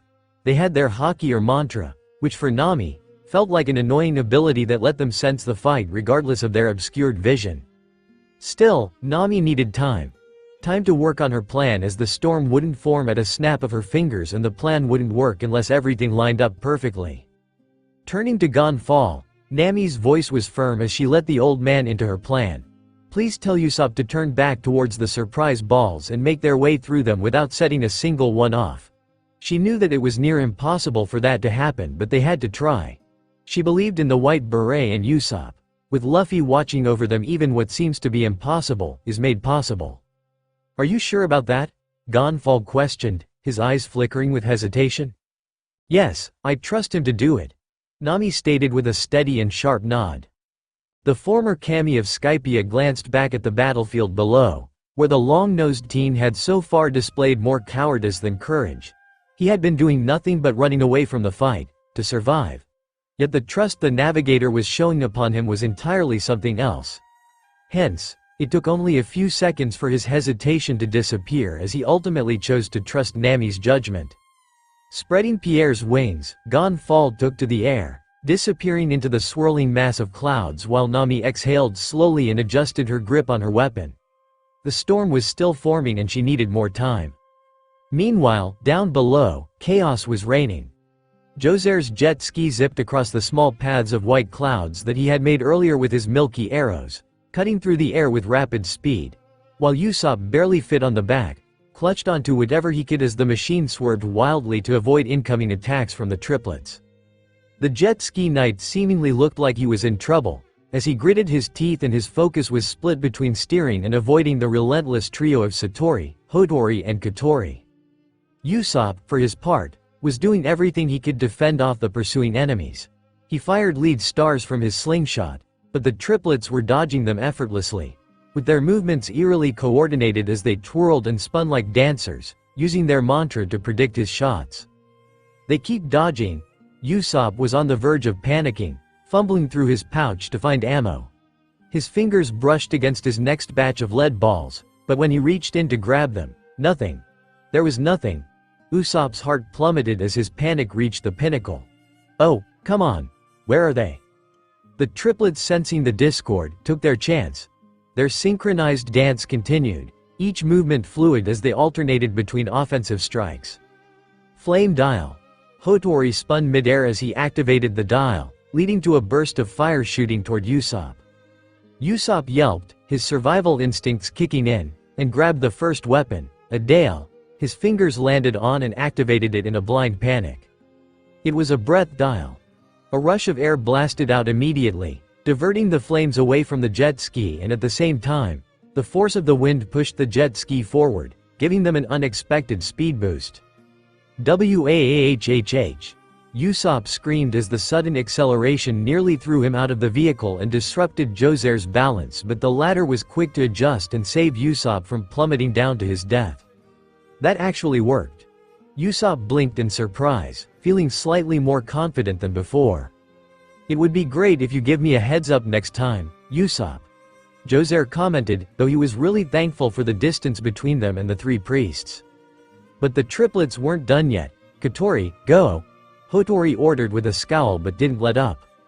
Kotori grinned manically and activated his flavor dial, resulting in a thick, revolting cloud of stored farts blasting toward the duo. Usopp gagged and frantically grabbed another dial from his pouch. This time, he activated a ball dial, which caused several large white cloud spheres, identical to the surprise balls, to appear in front of them. The fart cloud collided with one of the newly created balls, causing it to absorb the gas.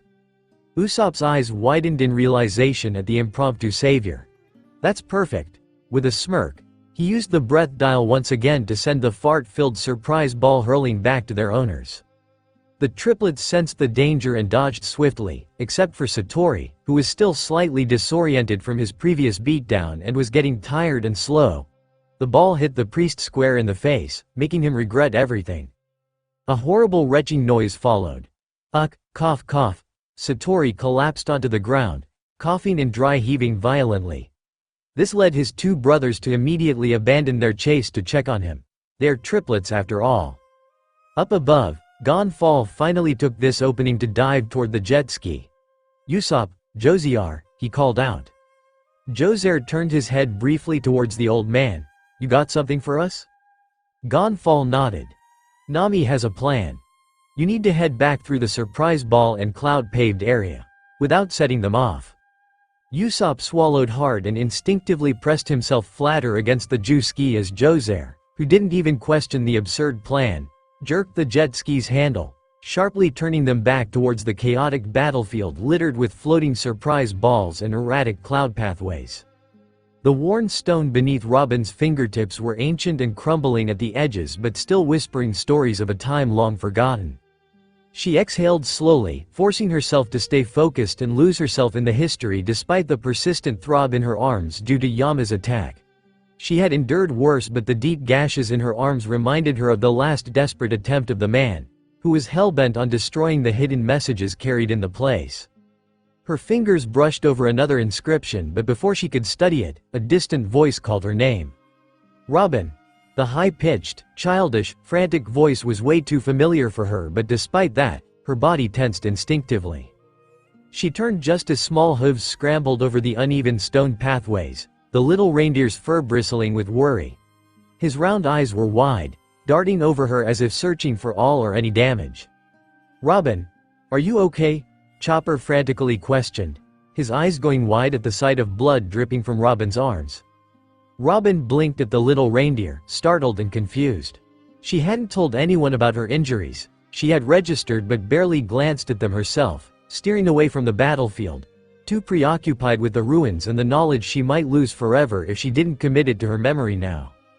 Chopper skidded to a halt in front of her, then without hesitation, he reached up and pressed a hoof against her arm, gentle but firm. "You're hurt. You're bleeding, Robin," he stated, leaving no room for argument.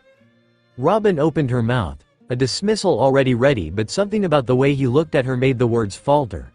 There was no suspicion, no ulterior motives, no obligation in his gaze. Just genuine concern. Concern for her well-being. Robin's fingers curled slightly, pressed against the cold stone. "I'm fine," she lied, her voice even. "No, you're not." Chopper's voice cracked with frustration. His little hooves balled into fists. "Don't say that. I can see and smell it, Robin. I can feel it. You're in pain. So why are you pretending?" Robin stiffened, her composure wavering as a single question remained in her suddenly blank mind. Why? Because that was how it had always been. Because Paineyes was nothing more than an inconvenience. Because there had never been a point in acknowledging it when no one would care, when no one should care. She was the devil child after all. Because she always had a far bigger problem to care about than any physical or mental inconvenience. But here Chopper was, looking at her like she was something fragile, something worth worrying about. Robin let out a small breath and turned away, staring at the ruined city stretching before her. The anger still simmered in her chest. Anger at the destruction, at Yama. Even if the man was dead. At the world for daring to erase a past she had spent her entire life chasing. But beneath it, something else stirred, something unfamiliar and unsettling. She should tell Chopper to leave her alone. She should push him away before this hope becomes something dangerous for her. Instead, she let herself waver. "It's nothing serious," Robin said, softer this time. Chopper didn't look convinced at all. He hesitated before stepping even closer, his ears twitching. "Can I at least look at it?" he asked, more gently now. Robin hesitated. A part of her wanted to refuse out of habit. A part of her was almost afraid to accept. But there was still a part of her that wanted to be cared for. And when she glanced at Chopper, his worried expression for her, the way he fidgeted, the way he had run here just to check on her, something in her chest cracked, just a little. She had spent so long pretending that no one cared. But maybe this crew was different, and maybe she didn't have to pretend anymore. Or maybe it was just because Chopper wasn't fully human. He didn't have the natural cruelty and selfishness that basically every human she had met in her life possessed. "All right," Robin murmured. Chopper's shoulders relaxed, and he immediately got to work, gently removing her sleeves with expert care. His hooves were cool against her skin, his touch cautious but confident. Robin stayed still, her mind caught in a strange limbo between disbelief and something dangerously close to comfort. Silence stretched between them, broken only by Chopper muttering under his breath about possible blood loss and medicines. "How did you know?" she asked quietly. Chopper paused for a second before responding, "Luffy." Robin's eyes widened slightly. He didn't say anything out loud. Chopper continued, still focused on disinfecting her arms. "But he mouthed your name. He looked worried, and then I just knew I had to find you. I don't know how, but it felt like he was leading me here." Robin's breath hitched. Luffy, the sun and sky god, Nika. She wasn't sure why that revelation affected her so much. She wasn't even sure what she felt. Only that it was something unfamiliar, something that tugged at the edges of the walls she had spent years building around herself. The boy who had an alter ego that was feared across all seas. The boy who laughed so freely. The boy who invited her onto his ship with no hesitation. Who had wanted her and his crew ever since he first knew about her through the bounty posters. The boy who, even now, had worried about her without a second thought. For a long time, Robin had believed she was destined to be alone. For a long time, she had thought that Saul's words weren't going to come true for her. That she had to be alone for the rest of her miserable life. But now, with Chopper fussing over her injuries, wrapping it up clean with bandages, and Luffy's concern lingering in her mind, she wondered, was I wrong? Chopper finished checking her ribs and sat back with a frown. "You'll be okay, but you need to be careful. You're not invincible, Robin." A small, wry smile ghosted across her lips. "I suppose not." Chopper huffed. "That wasn't a joke. Rest, and that is doctor's orders." She let out a quiet chuckle, but it wasn't mocking, it was light. Something in her chest loosened as if a pressure she hadn't even realized was there had lifted. Chopper looked surprised but quickly turned red and scowled. "Don't laugh at me, I'm serious." "I know." And she truly did. For the first time in a long while, Robin thought that maybe, just maybe, someone really did care. Everything was going wrong. Enel sat upon his throne of clouds. Fingers curled so tightly around his golden staff that the metal groaned under the raw pressure. His jaw was clenched, his sharp teeth grinding as his icy blue eyes burned with uncontained fury. His team was failing. Spectacularly failing, one by one. His so-called warrior priests were failing, humiliated by Nika's weak and pathetic mortal crew. It was unacceptable. His grip tightened as his gaze flickered across the obscured battlefield, as a storm of rage brewing behind his calm facade. Yama, dead. Out. Holy, useless. Satori, pathetic. Even his personally hand-picked servants, Hotori and Kotori, were being played with. The triplets, once amusing, were now nothing more than an embarrassment, a disgrace. And all the while, Nika, that wretched trickster kid, had the audacity to just simply watch. Enel seethed. He didn't even care where the so-called sun god was at this moment. His presence alone had corrupted the natural order of his domain. It had tipped the scales, turning what should have been his perfect game into an infuriating joke. The only ones left on his side were the weaklings barely holding on. He clicked his tongue, his narrowed gaze locking onto the remaining two divine soldiers. They stiffened under his glare, visibly trembling as they awaited his command. Pathetic. He didn't even need them. If he wanted to, he could end this battle with a single thought. And yet, his sneer curled into something wicked. His power was being chained by his own rules. Rules he had set without much thought himself, to enjoy watching these insects squirm before their inevitable obliteration and escape before he and Nika could brawl. But Nika's team, those mortals, were ruining everything. His fingers drummed against the golden staff, an eerie smirk twisting his lips. He let his gaze drift upward, his enhanced mantra picking up on something interesting, something that should have been insignificant but now could prove useful. Ah, that woman. Nami, the so-called navigator.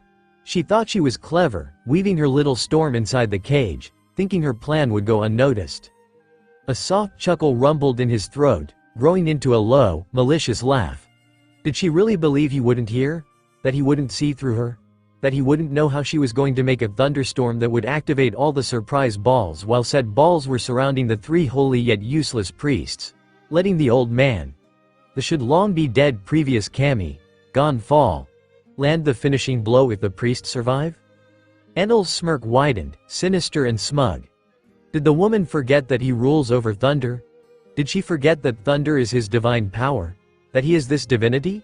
Even if they were not responding to him well a few minutes ago, they would respond to him in the future. For the powers were gifted to him by nature and it shall obey him when he commands them to. But he would let them believe they were winning. He would let Nika believe that he was losing his control over his divine powers. And when the time comes, when they are just within his grasp, he would personally ensure that Nika's petty team never leaves this island alive. The storm was perfect.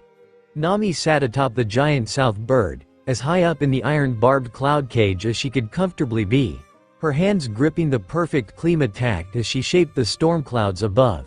Thick, dark masses churned at her command, electricity crackling through them like veins of pure power. Normally, the clouds would have drifted apart, slipping through the gaps of the cage, but something was keeping them in place. A small, knowing smirk graced her lips. Luffy. Nami didn't look for him, knowing that somewhere beyond the storm, beyond the battlefield, their captain was hell away. The air itself was subtly bending to his will, keeping the clouds locked in place, waiting. Even the wind didn't fight against her efforts, it obeyed, pressing the storm downward, making it denser, stronger, deadlier. It was perfect. The plan was coming together. But her heart pounded as she scanned the battlefield, her eyes searching for signs of Usopp and Joyboy. Come on. Where are you guys? Just as she was about to bite her lip in frustration, a blur of movement caught her attention. Gonfall swooped in next to her while riding Perry, returning from his task, his face set in a determined grimace. They're coming, he reported. Joyboy and Usopp are approaching, and the triplets are right on their tail. Nami's fingers tightened around the climax. Right on time. She exhaled sharply through her nose, her lips curling into a triumphant grin.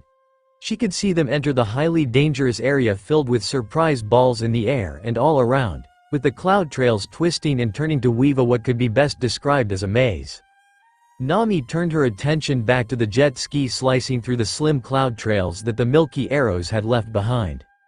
The sleek white craft zipped across the battlefield, weaving between spirals of clouds, its form barely visible through the thickening storm, with Joyboy gripping the controls with white-knuckled focus. Behind him, Usopp sat hunched forward, gripping the vehicle for dear life while frantically pulling out dials, using whatever he had at his disposal to slow the mostly identical priests down. Nami could see it, his creativity at play, the way he used the dials without hesitation now.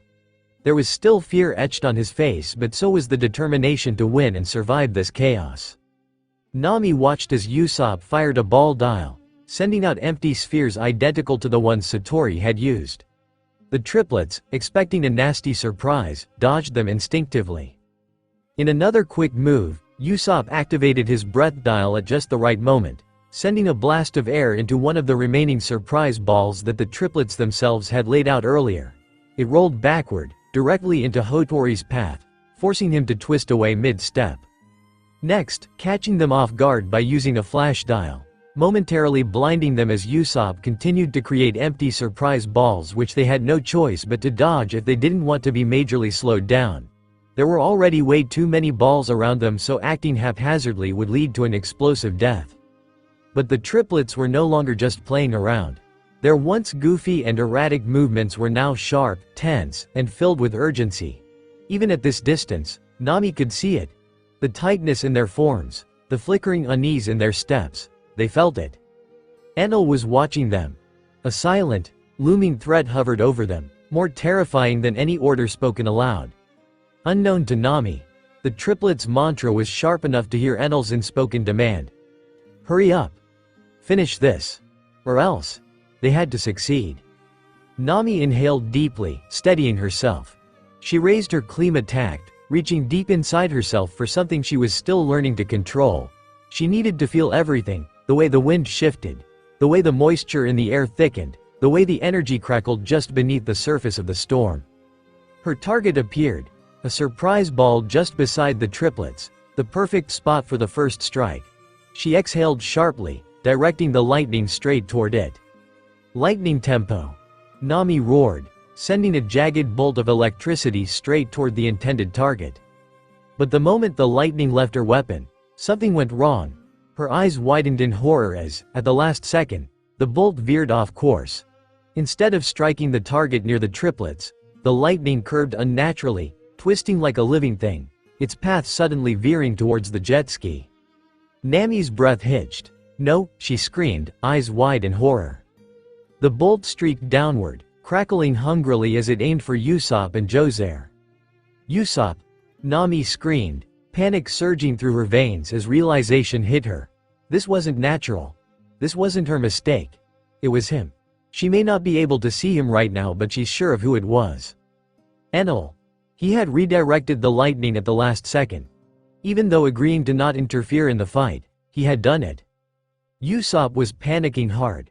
His entire body was trembling, his hands gripping onto the sides of the small jet ski as if letting go would mean certain death.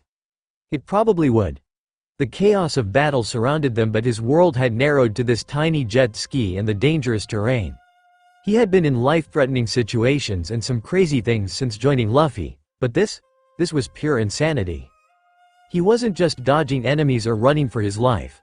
No, they were weaving through a minefield, where they were one wrong move away from a catastrophic chain reaction that would send him flying in pieces. But Joyboy, to his credit, was handling the nightmare terrain like a professional. He was maneuvering the jet ski through the maze of deadly obstacles, dodging floating surprise balls and scattered cloud paths that could send them crashing into an explosion at any second. It would have seemed that the man didn't fear death, but Usopp could clearly see the stoic expression on the man's face. He knows the feeling too personally to be able to miss the signs, such as the sweat and shaking eyes. Usopp had been bracing himself against the rough movements, his ribs aching each time he was thrown against the side of the tiny vehicle. Every sharp turn was squashing him against the boat's edge, knocking the air from his lungs. His knuckles were wider, gripping whatever he could to keep himself from falling into the abyss below.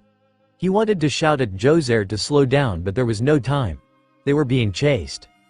The white priests that had been hot on their tail earlier had split up, unable to move as one due to the dangerous cloud formations.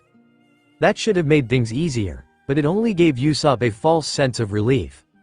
Their attackers might have been slightly delayed, but he could still feel their presence, the way their eyes bore into his back, their silent promise that they would catch up. The suffocating tension in his chest only grew worse. It wasn't just the enemies chasing them or the death traps surrounding them. It was something else. Something bigger. It took him a moment to realize what it was: the sky. He couldn't see it anymore. The comforting sight of the open blue had vanished, swallowed by something dark and oppressive. His stomach twisted in dread as he tilted his head up. Usopp's breath hitched the second he saw the massive black storm cloud looming overhead. Terror seized him as his eyes locked onto the growing pressure in the air, the scent of burning ozone, the faint, deadly hum of electricity gathering above. He barely heard Joyboy's frantic breathing. "Nami," Usopp whispered, his eyes wide as his heartbeat pounded against his ribs at the sight of the storm, which wasn't just brewing but was already there. "She's setting up something big." Usopp truly wanted to trust her. Nami was a genius after all. She had to have planned something. A strategy. A trick. Something that would help them win. Then, he heard her voice. It was faint, barely audible over the howling winds, but he heard it. Lightning tempo. Time slowed as a flash of blinding light burst from the sky, crackling with uncontrollable force. Usopp followed the bolt's path, watching as it streaked toward its intended target. A cloud formation far from them. A part of him let out a shaky sigh of relief, knowing it wasn't aimed at him. But then, it twisted. It should have stayed on its path. It should have hit one of the random cloud balls near the priests. But instead it changed direction. It was subtle, but he saw it. The angle of descent shifted unnaturally, like an invisible hand guiding its trajectory, making sure that it no longer is supposed to but aim towards him and Joyboy. Usopp's body froze. The moment his eyes locked onto the approaching death, something deep within him awoke. A vision slammed into his mind. A horrifying glimpse of what was about to happen. Usopp saw himself and Joyboy struck. He saw the explosion erupting upon impact, setting off the floating surprise balls around them, triggering a chain reaction of destruction and chaos that would consume everything in its wake. He saw his own body burnt, broken and lifeless. Panic seized him. His lungs refused to breathe, his fingers trembled and his brain screamed at him to move. Suddenly, a deep, instinctual force surged within him. One he had never felt before. His body moved before he could think. With a desperate burst of motion, he threw his entire weight to the side, slamming into the edge of the jet ski, jerking it violently off course. The abrupt shift nearly sent him tumbling off, but he held on, gasping as the boat swerved. At the same time, his hand found the ball dial at his hip. Usopp didn't think. He just acted. The dial activated just as the lightning struck. For a terrifying second, Usopp thought he had miscalculated as the bolt collided head-on with the cloudy orb that formed midair and a pure, blinding light engulfed his vision. His heart slammed against his ribs as he braced for impact, but fortunately it never came.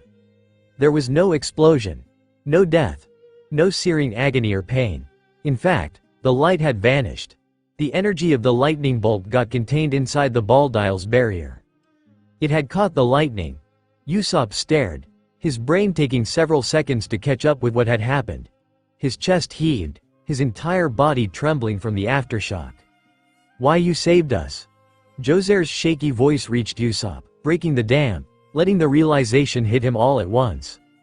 He was alive. Alive. A half-hysterical laugh and relieved sobbing bubbled from his throat, a mix of relief, exhaustion and disbelief. He could barely move, his limbs weak and shaking, but he was still here. "I'm alive." Usopp collapsed against the jet ski's floor, chest heaving, his whole body feeling like jelly. For a fleeting moment, he wanted to stay like that, to close his eyes and let his mind and body rest. He wanted to cry. He wanted to laugh. He wanted to kiss the ground. But his moment of reprieve was short-lived. A familiar, ominous presence loomed behind them. And Usopp's relief turned into dread. The triplets had caught up. Their previous fear of failure was replaced with pure, unrestrained rage. They didn't care if they got scolded by Enel anymore. They didn't care about taking measured risks, they wanted blood. Usopp gritted his teeth and forced himself upright, every nerve in his body screaming in protest, but he swallowed his exhaustion and bodily needs. "We're almost out of this hell." Joser called over the winds, his voice urgent. "Just a few more seconds." Usopp swallowed hard. They were so close. Just a little more. Just a little more. But he knew better than anyone. A few seconds could mean life or death. And right now, he had no idea which one it would be. Satori had always prided himself on being unpredictable. He was one of the white priests of Enel, one of the divines chosen, a master of the ordeal of balls. His movements were supposed to be erratic, impossible to read, yet even he was struggling to keep up with the sheer chaos unfolding around him. The battlefield was an unforgiving maze, littered with unstable surprise balls, precariously floating cloud platforms, and treacherous gusts of wind that refused to cooperate. The very air itself hummed with electricity, the remnants of his Kami's wrath mixing with the orange-haired woman's brewing storm. Satori wasn't feeling well at all. His vision was blurring every now and then, a sign of exhaustion that was creeping in. He hadn't even recovered from the last round but had taken too many hits from that blasted long-nosed coward. That long-nosed fool had proven to be far more troublesome than anticipated. His dials had left Satori's arms numb and sore, his body aching from repeated blows. The humiliation of being outmaneuvered by such a weakling burned at his pride. But he couldn't afford to lose focus now. The trial was not yet over. Satori forced himself to shake off his dizziness, blinking rapidly to clear his vision. His breath was uneven, but he pushed forward, weaving through the deadly landscape of floating spheres. His brothers, Hotori and Kotori, were just behind him, just as cautious. They all knew how volatile these spheres could be. One wrong step, one misplaced hit, and... "No, don't think about that." Satori slapped himself lightly on his cheek. Their pursuit of the jet ski riding pests had been painstakingly slow because of these hazards, and that only made his frustration grow. He needed to finish this now. They needed to capture, or better yet, eliminate Usopp and Joser before his Kami's merciless patience ran out. His ears rang with the silent pressure of their god's looming presence. Even though Enel had not spoken a word, Satori could feel his silent command. "Hurry up." Satori gritted his teeth and pushed forward, his body twisting midair as he narrowly avoided another floating surprise ball. He hated the fact that he had to be so careful in his own domain, But there was no choice. His own creations had been turned against him, scattered and manipulated by both enemy and ally alike. Then, he saw it. A floating sphere, just slightly off course, lingering near his path. He barely registered it, his mind already dismissing it as one of his usual surprise balls. And in his exhausted, frustrated state, he didn't stop to think. His body collided with the sphere. For a split second, confusion flashed through his mind. Then, agony.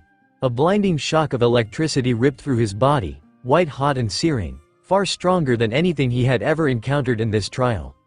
His muscles seized violently, his limbs locking up as his entire frame jerked involuntarily. His vision erupted in flashes of light, his senses overloaded by the sheer force of the current running through him. His ears rang with a deafening whistling sound. His senses now overwhelmed to the point he could barely see, hear, feel. It wasn't just any surprise ball. It was the one created by Usopp. And within it, the trapped lightning bolt of his Kami's wrath. For the first time in his life, Satori truly understood the meaning of terror. This was no ordinary mistake. He wasn't even able to scream. This was the beginning of the end, his end. As the searing electricity burned through his body, he was only faintly aware of the horrifying sound that followed. A deep, ominous crack followed by a chain of low rumbles, spreading outward. The world trembled beneath him. He could see it now. The very thing they had all been dreading, it had begun. The chain reaction, and there was no stopping it. Meanwhile, just a bit far away, for a single glorious second, Usopp thought they had made it. The edge of the cloud ball zone was just behind them, and the chaos of Satori and his triplets was left in the distance. Joser had successfully navigated the treacherous maze of surprise balls, storm clouds, and aerial threats, and Usopp had managed to avoid getting both of them electrocuted into oblivion. But Usopp should have known it wouldn't be that easy. Hell, a part of him knew that what had just happened was the beginning of a terrible storm. And just as the thought of safety crossed his mind, the air behind him erupted.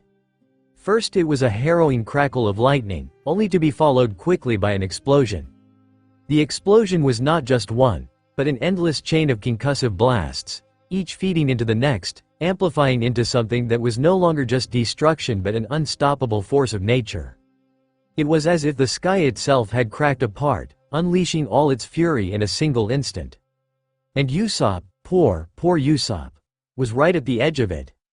The shockwave slammed into the force of a giant's punch, launching both him and Joser into the air like they were nothing more than ragdolls caught in a storm. The world spun violently around him. Clouds, sky, flames, blinding light, and then, falling. Usopp's arms flailed uselessly, trying to grasp at the air, at something, anything, that could stop the inevitable. He could hear his own screams tearing from his throat, but they were lost in the roaring chaos behind him. The wind whistled past his ears as his body twisted midair, the sensation of weightlessness so utterly terrifying that he couldn't even think. Then, with a brutal impact, he collided with the ground. The air was ripped from his lungs as he skidded across the cloud surface, rolling, tumbling, slamming into the terrain like a puppet with its strings cut. His vision blurred, his body barely registering the pain because everything was too much all at once. Somewhere in the distance, he heard footsteps with a voice, familiar, frantic. Usopp? Was that Nami? Usopp tried to focus, to see her, but his body refused to move.